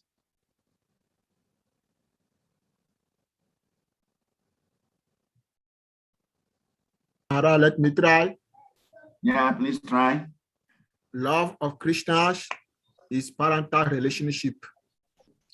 In the attitude of the denizens of Vrindavan, such as Nanda Maharaj and Mother Yasoda, is to be found the ideal transcendental concept of being the father of and mother of Krishna, the original personality of Godhead. Factually, no one can become the father or mother of Krishna but a devotee's possession of such transcendental feeling is called love of Krishna in parental relationship. The Vrishni, Krishna's relatives at Dwaraka, also felt the same.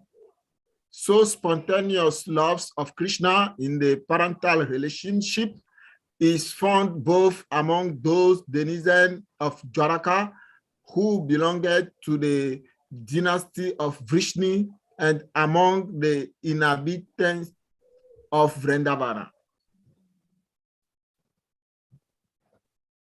Hare Krishna. Hare Krishna.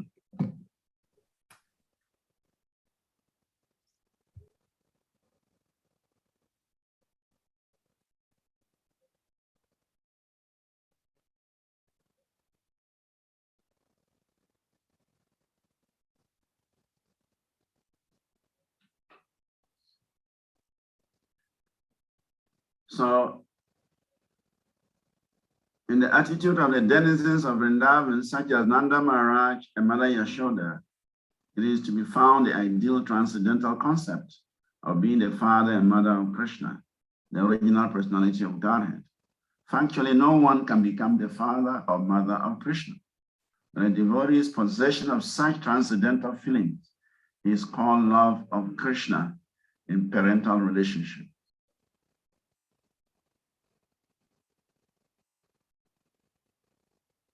Then the Vrishnis, Krishna relatives at Dwarka, also felt the same. Some spontaneous love of Krishna in this parental relationship is found both among those denizens of Dwarka who belong to the dynasty of the Vrishnis and among the inhabitants of Vrindavan. So, as we are aware, Krishna has 12 relationships with the living entities. 5 are described as the primary relationships, and 7 are described as the secondary relationships. So we shall come across them as we proceed. So here is talking about parental relationship is one of the primary relationships. We have Santa Ras, Dasya Ras, Sakya Ras, Vasalya Ras, and Manjuriya Ras.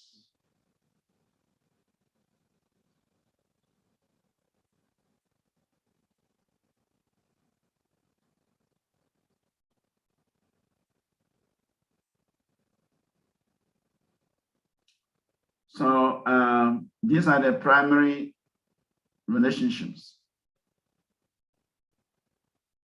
Santa Ras means neutrality. Dasya means servitude. Sakya Ras means friendship. Vasalya means parenthood. And Madhurya means conjugal lover. These are the 5 primary relationships. And so here Rupa Goswami is talking about the Vasalya, which is the parenthood. So when the Lord appears in the material world, he comes as the son of his devotee. In the spiritual world, there is no question of birth or death. Krishna is not born in the spiritual world. But in the material world, when Krishna wants to come into the material world, he cannot just drop from the sky. Of course, sometimes it happens like that. Like Hiranyakashipu, when he became so inimical toward Prahlad, Krishna appeared from the pillar. Krishna did not waste time. It was an emergency. Because Hiranyakashipu was maltreating Prahlad Maharaj, and the Lord could not take it. So he had to appear instantly from the pillar. Or like the case of Varahadev. Varahadev also appeared from the nostrils of Brahma. There was an emergency. He had to pick up the earth not falling into the Garba ocean. So he had to just appear from the nostrils of Brahma. So there are some emergency appearances. But when the Lord he wants to interact with his devotees, he wants to perform his lila, stretch out the play, then he goes through the normal process of becoming a child of his devotee, growing up in an environment and giving joy to his devotees. So there are devotees in the spiritual world who have the feeling of parenthood, even though there is no birth of Krishna in the spiritual world, but because these are eternal relationships, there are some devotees who live in the spiritual sky and they are desiring that Krishna is their son. They want to take care of Krishna. It is said that the Vaikuntha mood and the Goloka mood are different.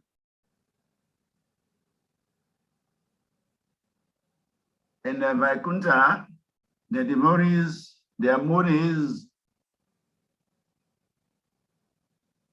Madhyata.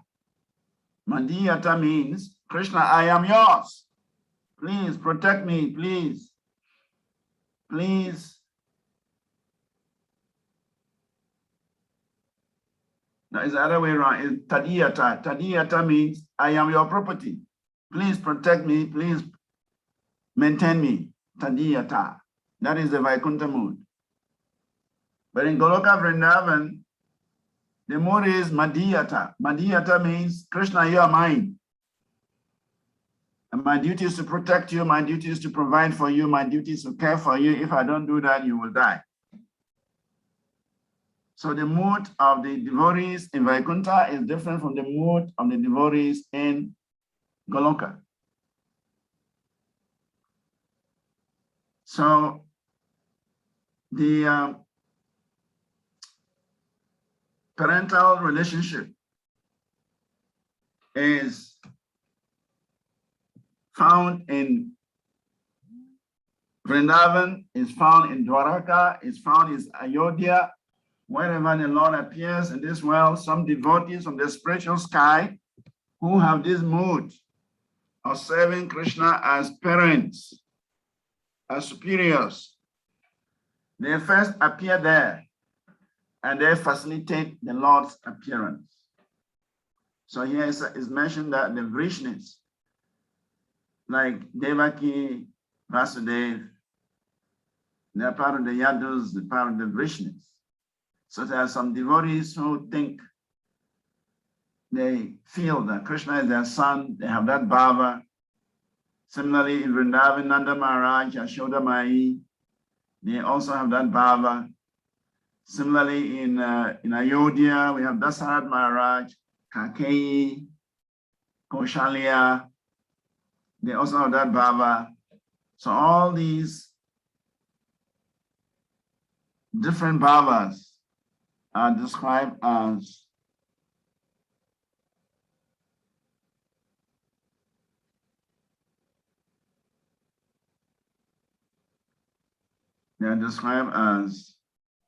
Vasalya Bhava, the mood of the devotees.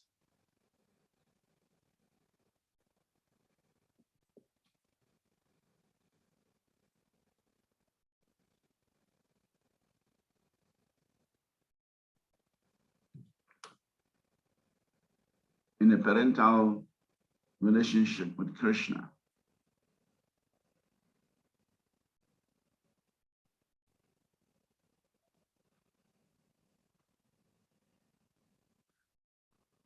Slide 59.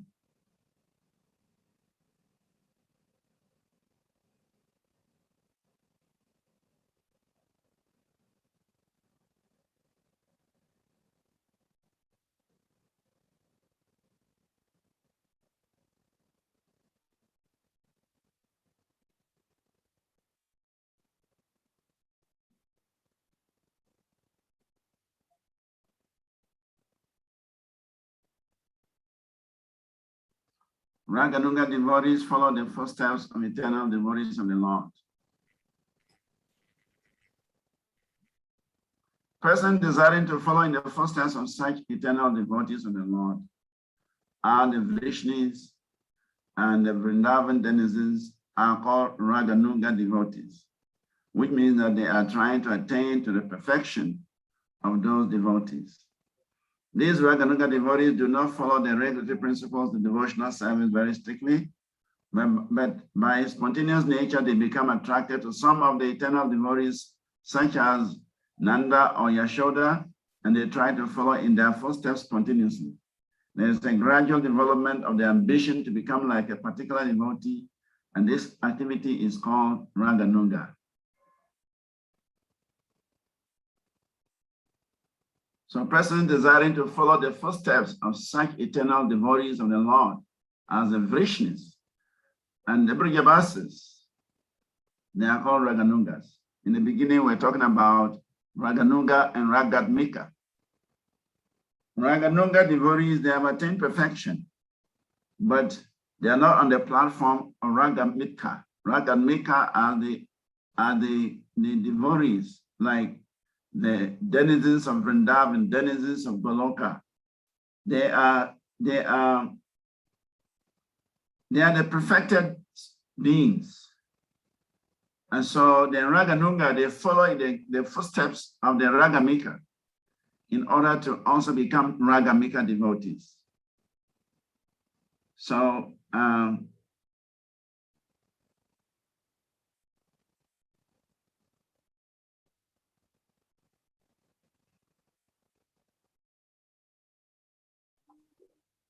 Hare Krishna, Maharaj.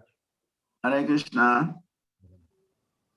Please, my question is, those devotees that became Krishna's parents, did they, is it because of the present situation of that time, they now pray that Krishna should please appear in the material world to save situation, or the desire is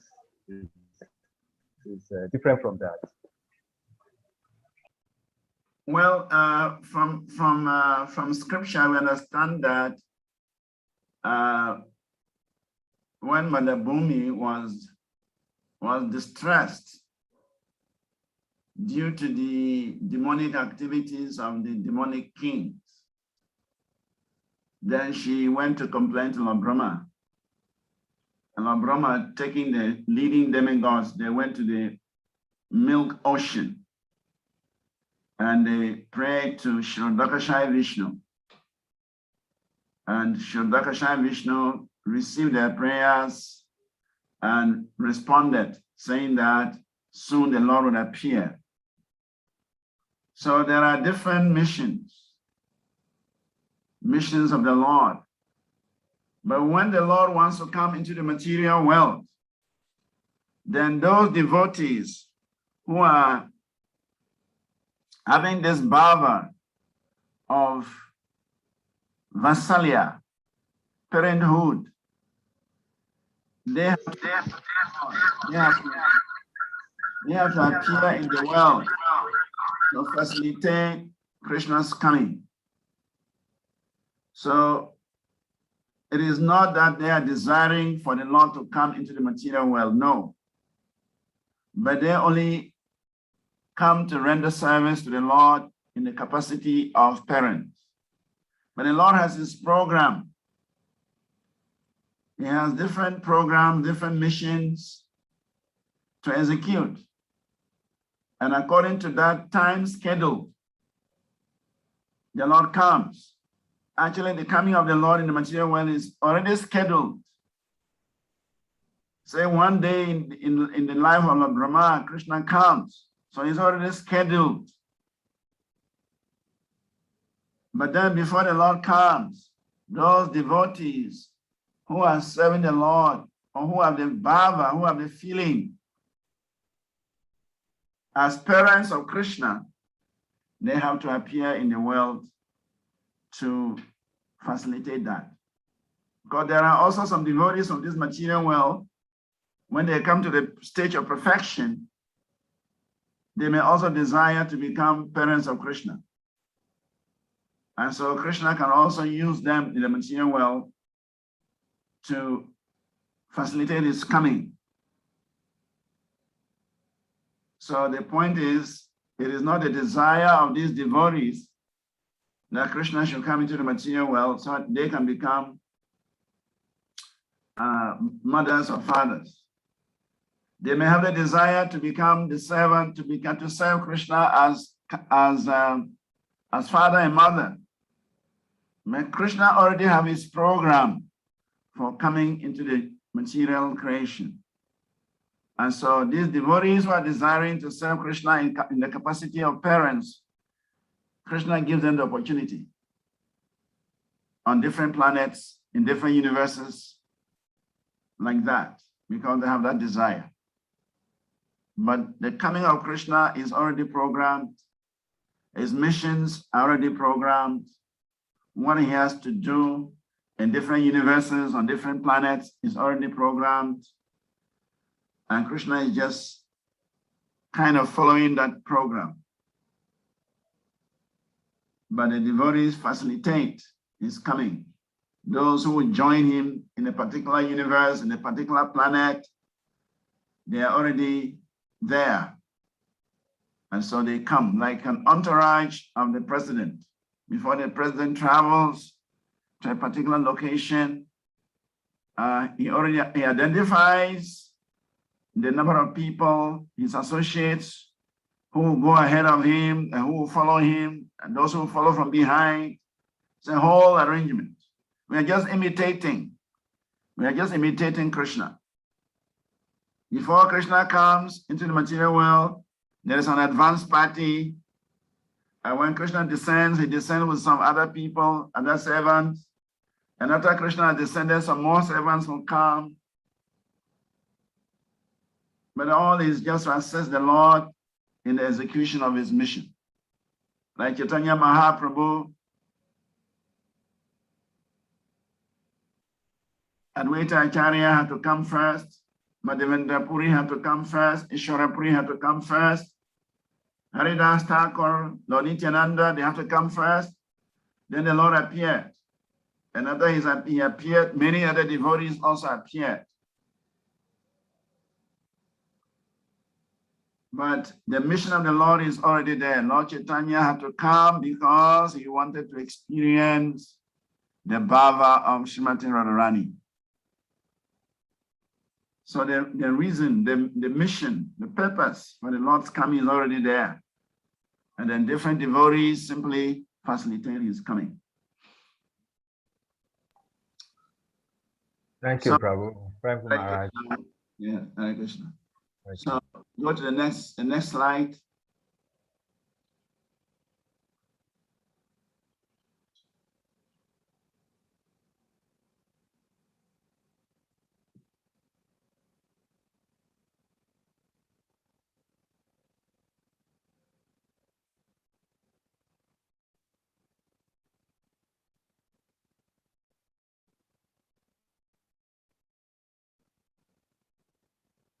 Are we treating slide 60 or 59?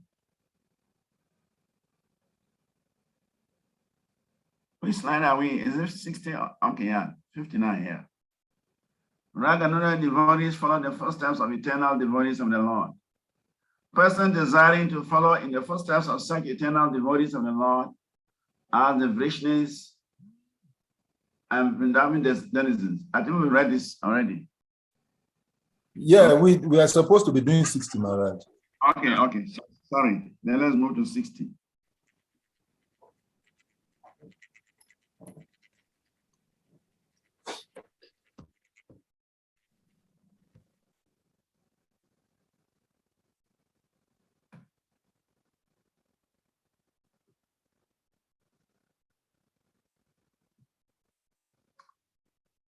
Living in Vrindavan within the mind.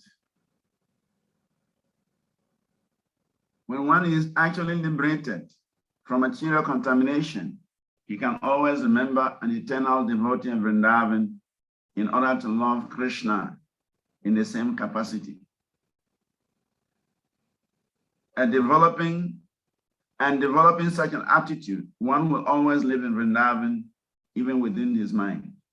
The purpose is that if it is possible, one should go and physically be present in Brajabhumi, Vrindavan, and be engaged always in the service of the Lord, following the devotees in Vraj Dham, the spiritual realm of Vraja.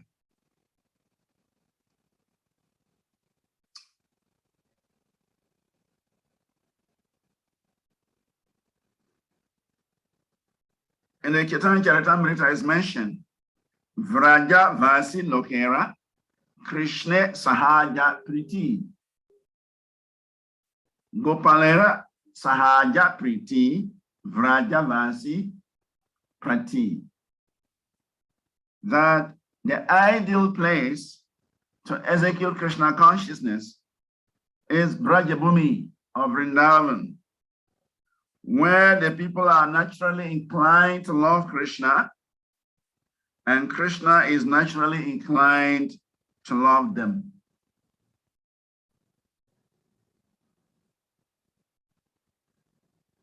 The ideal place to execute Krishna consciousness is Brajabhumi, where Krishna is inclined, the devotees are inclined to love Krishna, and Krishna is inclined to love them.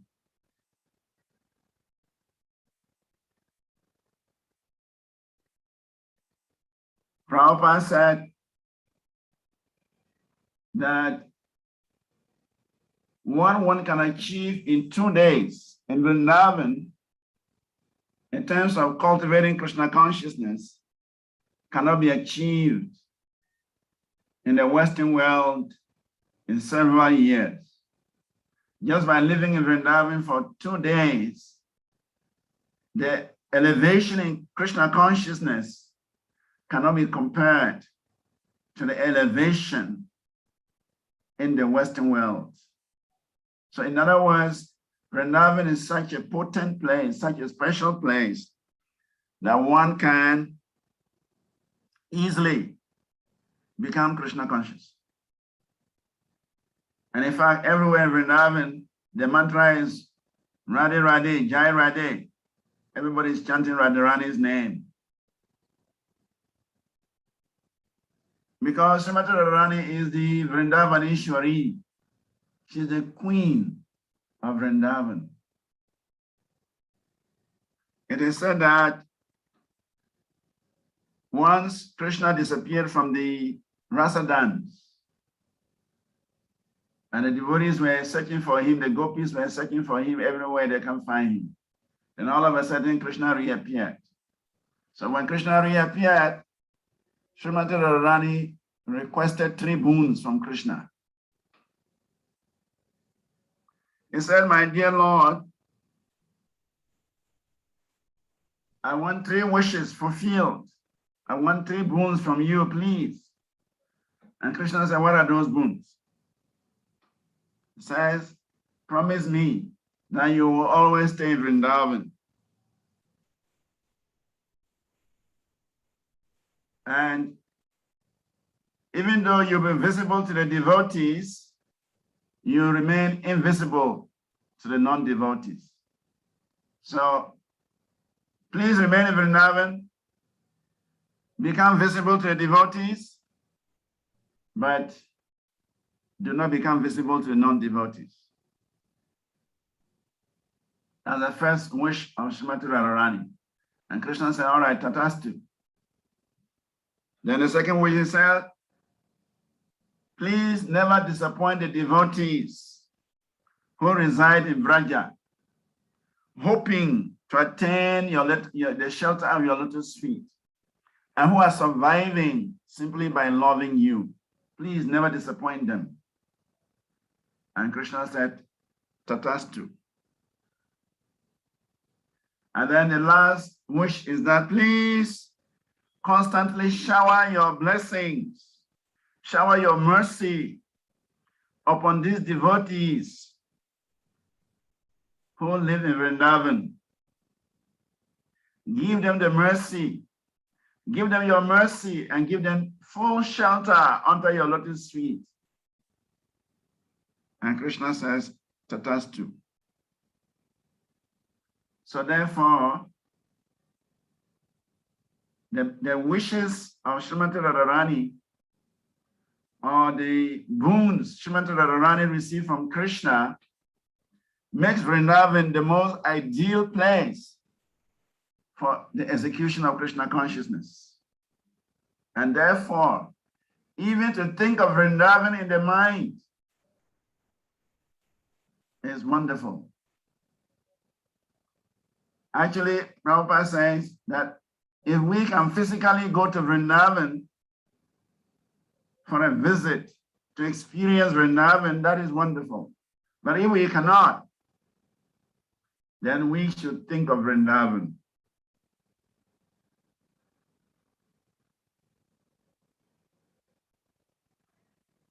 We should think of a devotee in Vrindavan. We should think of a perfected devotee in Vrindavan. And we should always pray to him. And we should follow his footsteps. We should follow his instructions, his guidance. And this way, we can keep Vrindavan in our minds.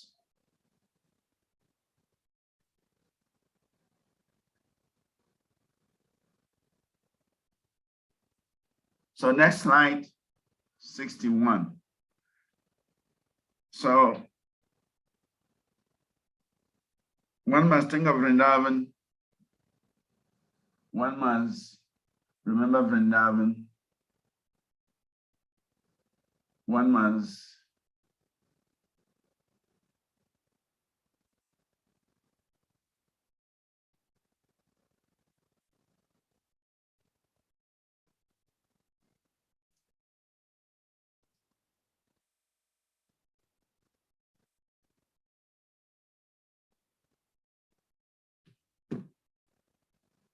Ruchi. The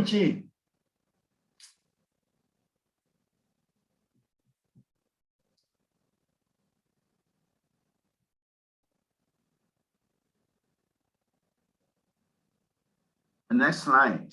An advanced devotee should never manifest his level externally. A devotee who is actually advanced in Krishna consciousness, who is constantly engaged in devotional service, should not manifest himself even though he has attained perfection. The idea is that he should always continue to act as a neophyte devotee as long as his material body is there.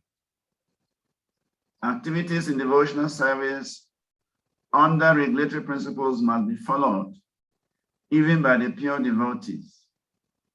But when he realizes his actual position in relationship with the Lord, he can, along with the discharging of regulatory service, think within himself of serving the Lord under the guidance of a particular associate of the Lord, and develop his transcendental sentiments in following that associate.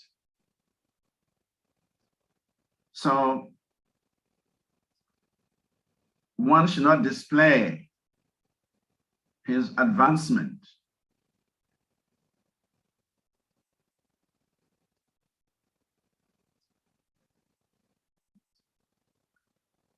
because it may be imitated by neophytes.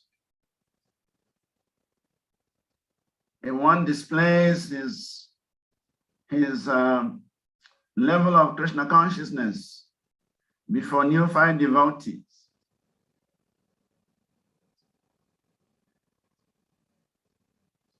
it may be taken cheaply and it may be imitated. So therefore, the injunction is one should conceal his advancement.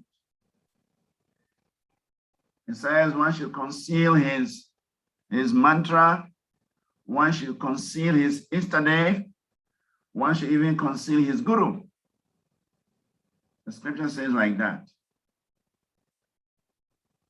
One should not advertise his guru, one should not advertise his mantra, one should not advertise his instinct, and one should not advertise his level of Krishna consciousness. Because people who are not mature, neophyte people, they try to imitate without understanding.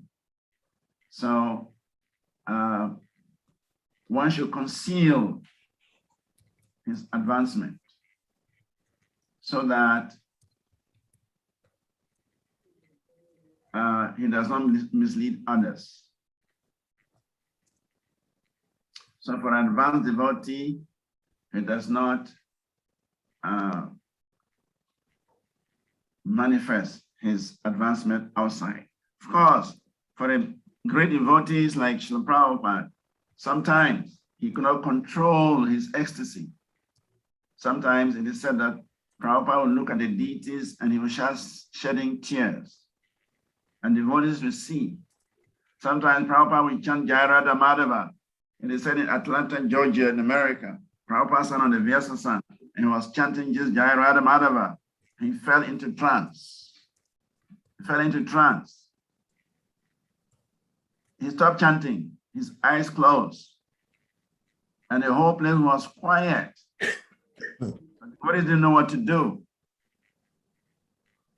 So the temple president started chanting Hare Krishna. And so everybody started chanting Hare Krishna. And for a long time, Prabhupada was in trance. And then he regained his external consciousness. And he was feeling very embarrassed. He just said Hare Krishna to devotees and jumped down from the Vyasa and just walked to his room. He didn't even give the class. He was feeling very embarrassed. Like that. So it's an injunction that one should not display his level of consciousness, Krishna consciousness in public. But sometimes for the exalted devotees, sometimes it happens beyond their control, and so it manifests externally. So that is there. So we'll go to the next slide, I think 63, right?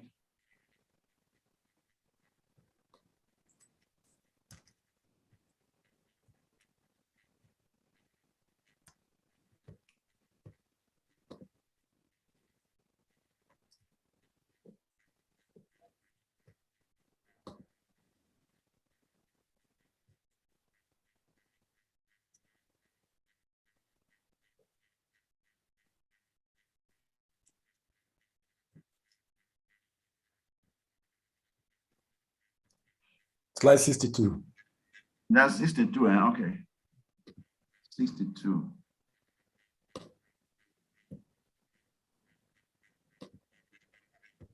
Devotional service in conjugal love. Devotional service following the footsteps of the gopis of Vrindavan or the queens of Dwaraka is called devotional service in conjugal love. This devotional service in conjugal love can be divided into two categories. One is indirect conjugal love, the other direct. In both of these categories, one has to follow the particular gopi who is engaged in such service in Goloka Vrindavan to be directly attached to the Supreme Personality of Godhead in conjugal love is technically called Keli.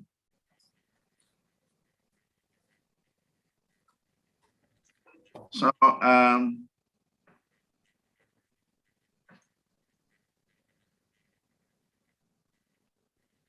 it is said, Madhurya Rase Krishna Nishta Seva Asitaya Sakira Asankocha Lalana Mamata Kiya Hayaha.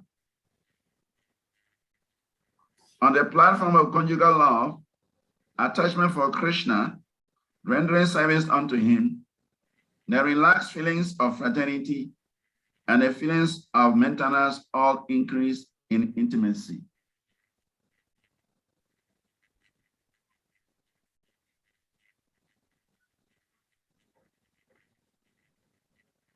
So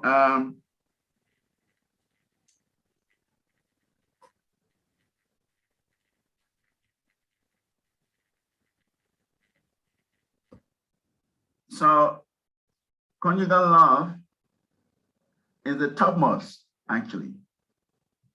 And this is found among the queens of Dwaraka and the gopis of Vrindavan. It is said that there are two types of conjugal love, Vipralamba and Samboga, and also Swakiya and Parakiya. Vipralamba means devotional service or loving feelings in separation. And Samboga means devotional service in contact, in meeting.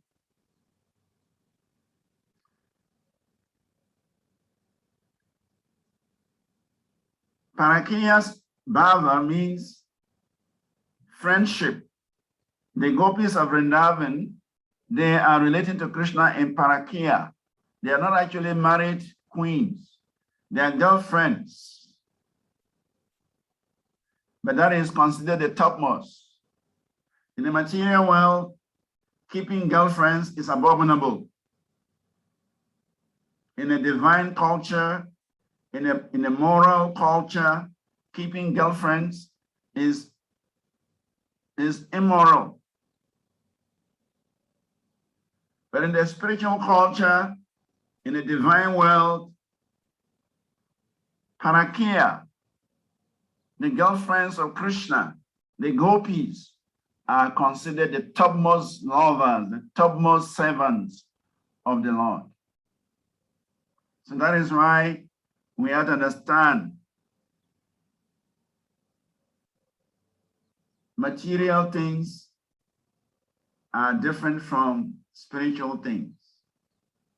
Material situations are different from spiritual situations. Material perceptions are different from spiritual perceptions. What is considered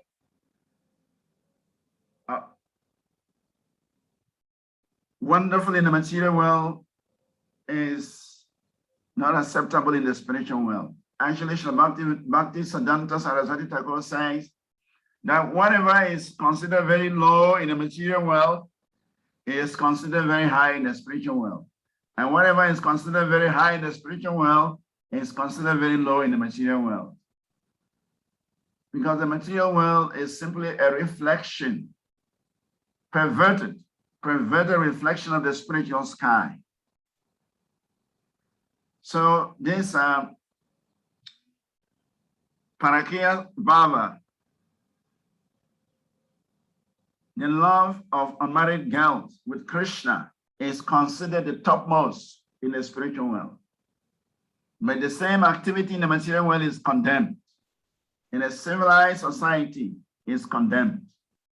Because in Kali Yuga, it's a common thing. People don't see anything wrong with having girlfriends, but it's condemned.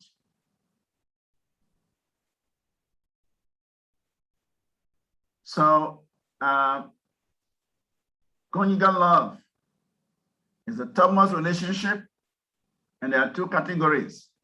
The married queens of Dwaraka, they are Swakiya, and the unmarried girls of Vrindavan, they are Parakiya.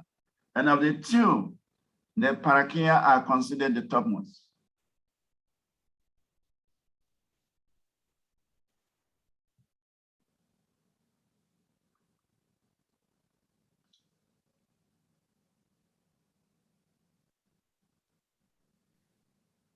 Hare Krishna, Prabhuji. Hare Krishna. I have two questions. I'm conscious of time, but they are deep thoughts. I don't know if it is permitted. Okay. You can ask. We have time constraint. Yeah, we have time constraint. We still have almost about 25 slides for tomorrow. Yeah, I thought I could get to 768 so that we have gone halfway, but let's see. If tomorrow the devotees come early, we can finish. Okay. Your question. Yeah, the first question was performing devotional service in Vrindavan. I'll ask the two questions together. Okay. And the first one was in the last three slides, we were talking about performing devotional service in Vrindavan. Vrindavan, yes. Yeah, and I'm looking at this mood of it is best practice in Vrindavan. And you rightly quoted Srila Prabhupada that the numbers of hours of devotional service in India, or in Vrindavan particularly, if you want to spend just 1 hour, is equivalent to almost like 24 hours of devotional service or more in this part of the world. Yeah. And that impetus makes one to want to actually, by all means, get to Vrindavan. And just like in Islam also, one of the pillars of Islamic religion is to, if one is Makkah, isn't Kaaba. Kaaba, once in his life. Yes. Then wherever I am, wherever my name is chanted, I'm there also. So looking at these parameters, sometimes people go extreme. People go extreme to get to India, and the cost of trying to do that, they lost the birth of or the merits of being in Vrindavan, because in the course of trying to get to India, they do so many heinous things. So the purpose of going there is defeated because of the sinful activities. So my question is, can they be forgiven, or can they benefit maximally having gone to Vrindavan because of doing that? That is one. So my second question is on this slide we're reading. There was a former president of this Nigeria that was speaking, a military government president. He was speaking something, and it was seemingly a mundane thing. They were being interviewed about the present government, and he was mentioning that yes, in his government is said to be the most corrupt government in the military era, but his government is, in consideration with the present government, is just like a child's play, because someone stole as small as 313,000. He was jailed by him. But here, people have stolen billions of naira, not even in naira, in dollars, and still they are roaming about. Some of them are even being charged, but they're still roaming about. And they went further to explain that sometimes, yes, you cannot avoid theft, but at least it should be minimized to something. But so that is statement just take me into deeper thought of Krishna consciousness. And I was started thinking, can one actually eradicate theft in the material world? Because Krishna himself is a thief, but he's a transcendental thief. So while I lost completely, while he was speaking, I lost completely the discussion, and I went into very, very deep thought yesterday. This happened yesterday, just yesterday. And I was thinking far, and I was thinking certain things in this material world, just like you mentioned just in the explanation now, that whatever is considered high in the spiritual world is low in material world, and what is low in material world is high in the spiritual world. So that thought came back to my mind, and I was just thinking, can certain vices be actually eradicated in the material world? Well, your question is a brilliant one. Is a provocative question. It makes people think seriously.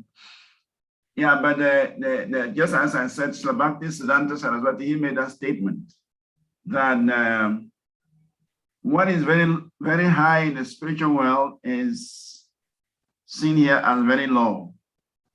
And what is very low in the material world is considered very high. And actually he talked about this stealing. That in the spiritual world, when Krishna steals, it is glorified. Makanchora. Krishna has got a nice name, Makanchora. He's the butter thief. And people are worshiping him for that. They enjoy Krishna's name, Makanchora. They are worshiping him. But stealing the material world is considered very, very degraded, very low, very bad. But in the spiritual world, when Krishna steals, it is celebrated. So you see, the issue is that we are trying to imitate the activities of the spiritual world in the material world. And that is the problem. Because we have no understanding what is transcendental, what is material. We have no understanding. We are just doing things whimsically. And so, because we are trying to imitate Krishna, We are imitating Krishna without understanding Krishna. That is the problem. Krishna has girlfriends. He has millions. There are 3 billion gopis, unmarried gopis, and these are Krishna's girlfriends. But Krishna, he is a supreme. He is dealing with them as transcendental. They are completely beyond the material modes of nature. Purusha Prakriti Para. Krishna is beyond the modes of material nature. So whatever he does is on the transcendental platform. So when we take that from the spiritual realm and we bring it into the material world, and we want to imitate Krishna because Krishna has 3 billion girlfriends, then we will find ourselves in trouble. So that is the whole trouble. So we are imitating Krishna. We are imitating the activities of Krishna in the spiritual world wrongly. And so as you said, it will be difficult to eradicate crime in the material world because we are imitating the Lord. The Lord's activities are eternal. And so crime will also be eternal because we are trying to imitate him.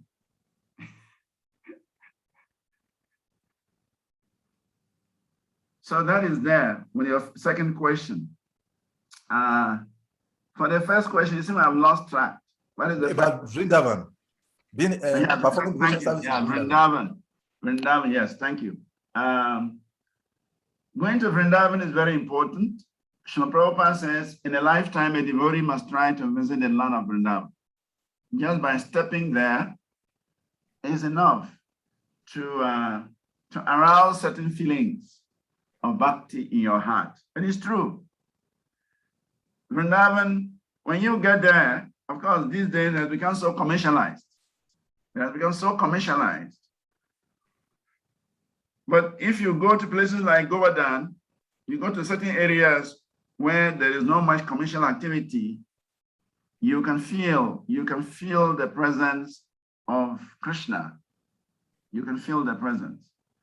But even if Vrindavan, though, is commercialized, but one thing is that everybody is chanting Radharani's name. Radhe Radhe. And on every wall, on every tree, you see Radhe Radhe, Shri Radhe. So it is said that every leaf in Vrindavan is chanting Radhe Radhe. Everyone. That is the beauty of Vrindavan. They don't greet good morning, good afternoon, good evening. No. If you greet somebody good morning, they won't answer you. Their greeting is Radhe Radhe, Jai Radhe. So going to Vrindavan is recommended that we should visit there at least once in this lifetime. But it is also said that one cannot go to Vrindavan simply by purchasing a ticket. Yeah, you must have the mood. You must have the mood of a devotee. You must be in a devotional mood to go to Vrindavan and benefit from Vrindavan. If you go in a different mood, you might be there, but Vrindavan has two presentations. There is, Prabhupada said, there is a thin layer of Maya. A thin layer of Maya covers Vrindavan. That if you don't go in the right mood, all that you see is Maya. You will see all the dogs, all the monkeys, all the pigs, and the rickshawalas, the business people, all that. That's all that you will see in Vrindavan. So you will see externally. But when you go a bit below that thin layer of Maya, then you can see the spiritual aspect of Vrindavan. So one must be in the right mood to go to Vrindavan and benefit from going to Vrindavan.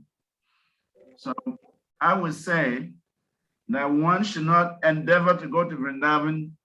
One should not say because he had a desire to go to Vrindavan, he commits some sinful activities in an attempt to raise the ticket, in an attempt to do something which is not bona fide in order to go to Vrindavan. So the background, the foundation is wrong. And so one may end up in Vrindavan without getting the spiritual blessing. One may end up in Vrindavan if he doesn't have the right mood, the right attitude. He might not experience the Vrindavan that he's going to experience. He might not experience the spiritual aspect of Vrindavan. He might just see the external material manifestations of Vrindavan. So we have to do things in the right way so that we can get the right result. That is what I will say. Thank you very much, Paul. But let me, please, sorry, like really Dave, one of the reasons he decided to leave material world in West was because he said directly that most of my devotees may not be opportune to be able to go to the India to leave their body. It's something similar to this. And so therefore, I want to leave my body in Vanacari so that I can say that. But my question would be this. Can someone practice devotional service within the Western world? Start devotional service in this present life, because we know that devotional service is not something static, it's a continuous thing. So can somebody start devotional service in Western world and attain pure devotional service and go back to home, back to God within the Western world? Is it possible? It's possible. And there are people who have achieved that. Yes, it's possible. There are devotees who have never even gone to India. There are devotees. I know one Mataji, her name is Ranandvari Mataji. She is from Ireland. She became a devotee. She was just a cook. She was just cooking for devotees in Ireland. But when she left her body, it was certain there were many things that proved that she had gone back home, back to Burma. In fact, she had this brain tumor and brain cancer. And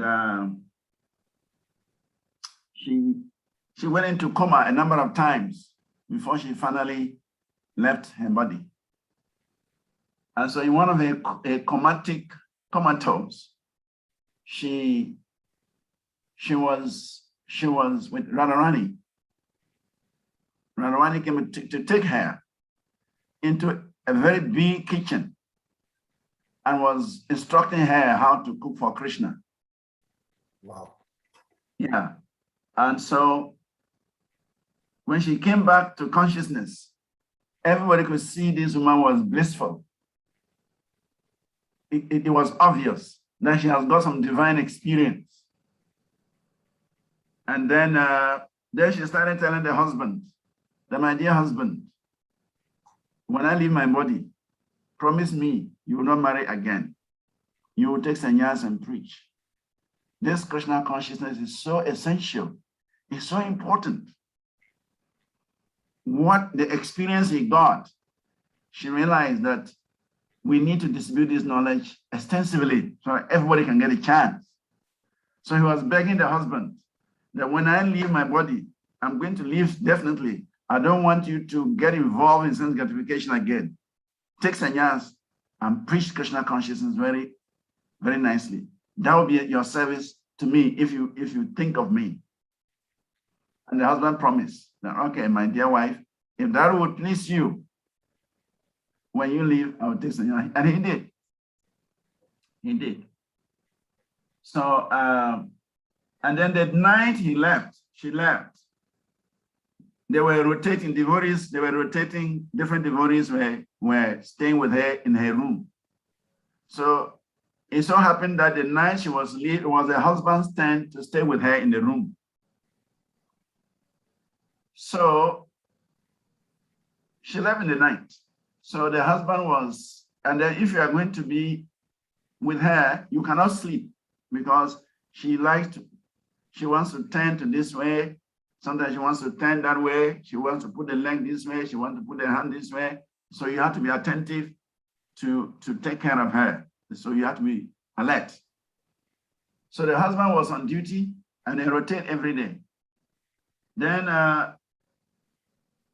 she said the husband should switch off the light. He didn't like the light in the room. So the husband switched off the light and the whole room was dark. So then as the husband switched off the light, all of a sudden he saw a very bright ray of light in the room. It's like the wife wanted to leave and he wanted to manifest this opulence to the husband. So in the darkness, the husband could see a ray of light coming down from the ceiling towards the woman. So the man was thinking, where from this light? There's no light in this room. Where from this real light? So he was thinking it's a reflection from his watch. So he removed his watch and put it in his pocket. And the light was still there. And then the light descended onto the heart of the lady.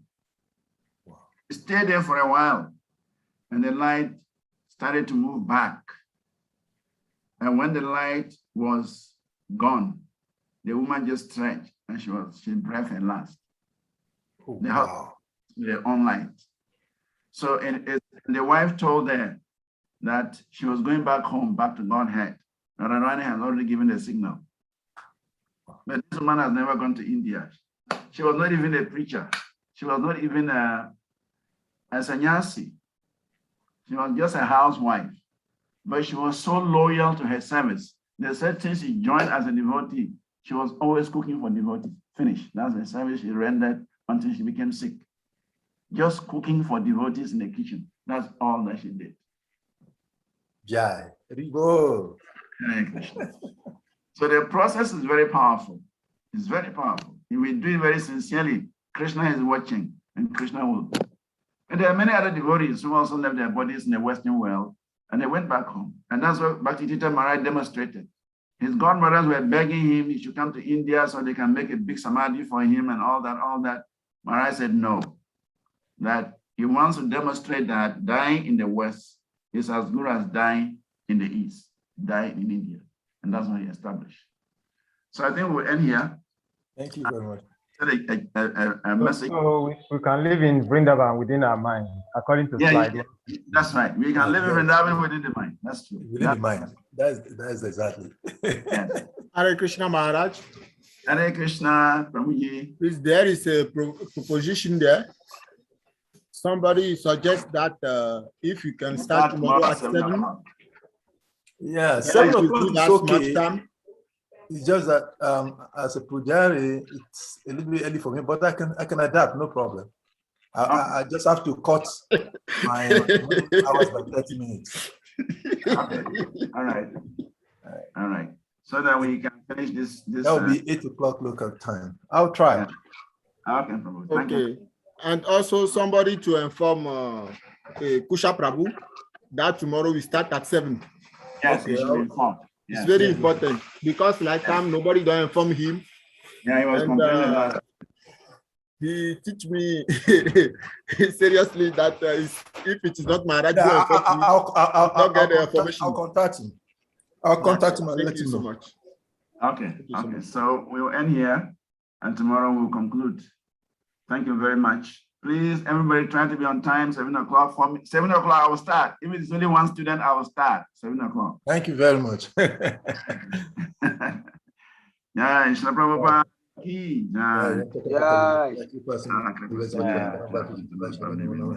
So let us loudly chant Hare Krishna Maha Mantra to appreciate His grace for this wonderful rendition. Hare Krishna, Hare Krishna, Hare Krishna, Hare Krishna, Hare Rama, Hare Rama, Rama Rama, Hare Hare. Jai. Prabhupada ki jai. Jai. Bhakti Sastri ki jai. Hare Krishna.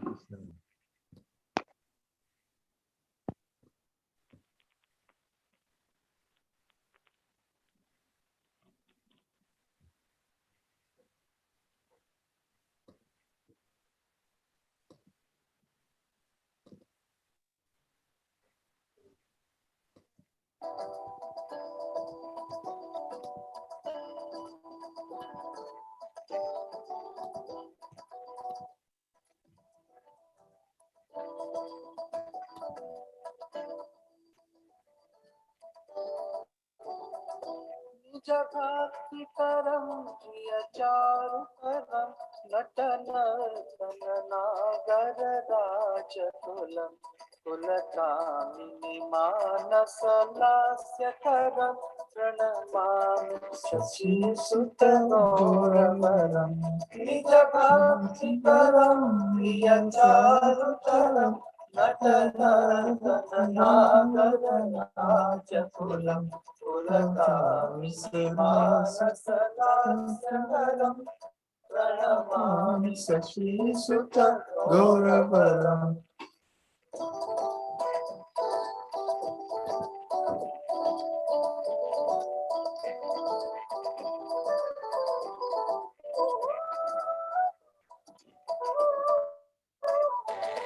करकालवलं कलकण्ठरवं मृदुवायुसुवीनतया मधुरं निजभक्तिगुणावृतनाट्यकरं प्रणमामि शशीसुतगौरवरम् करकालवलं कलकण्ठरवं मृदुवाद्यसुवीनतया मधुरं निजभक्तिगुणावृतनाट्यकरं प्रणमामि शशीसुतगौरवरम्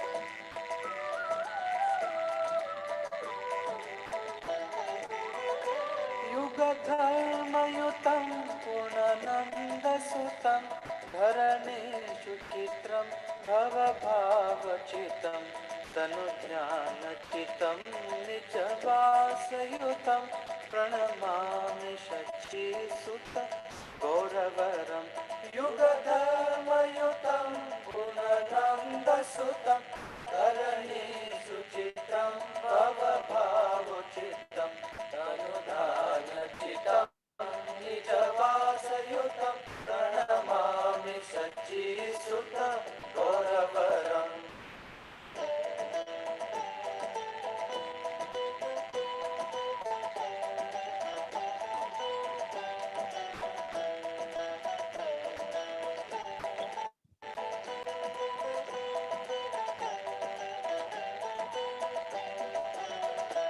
अरुणं नयनं शरणं वसनं वदने स्फलितं स्वगनामधरं कुरुते सुरसं जगत्जीवनं प्रणमामि शचीसुत गौरवरम् अरुणं नयनं शरणं वसनं वदने स्फलितं स्वगनामधरं कुरुते सुरसं जगत्जीवनं प्रणमामि शचीसुत गौरवरम्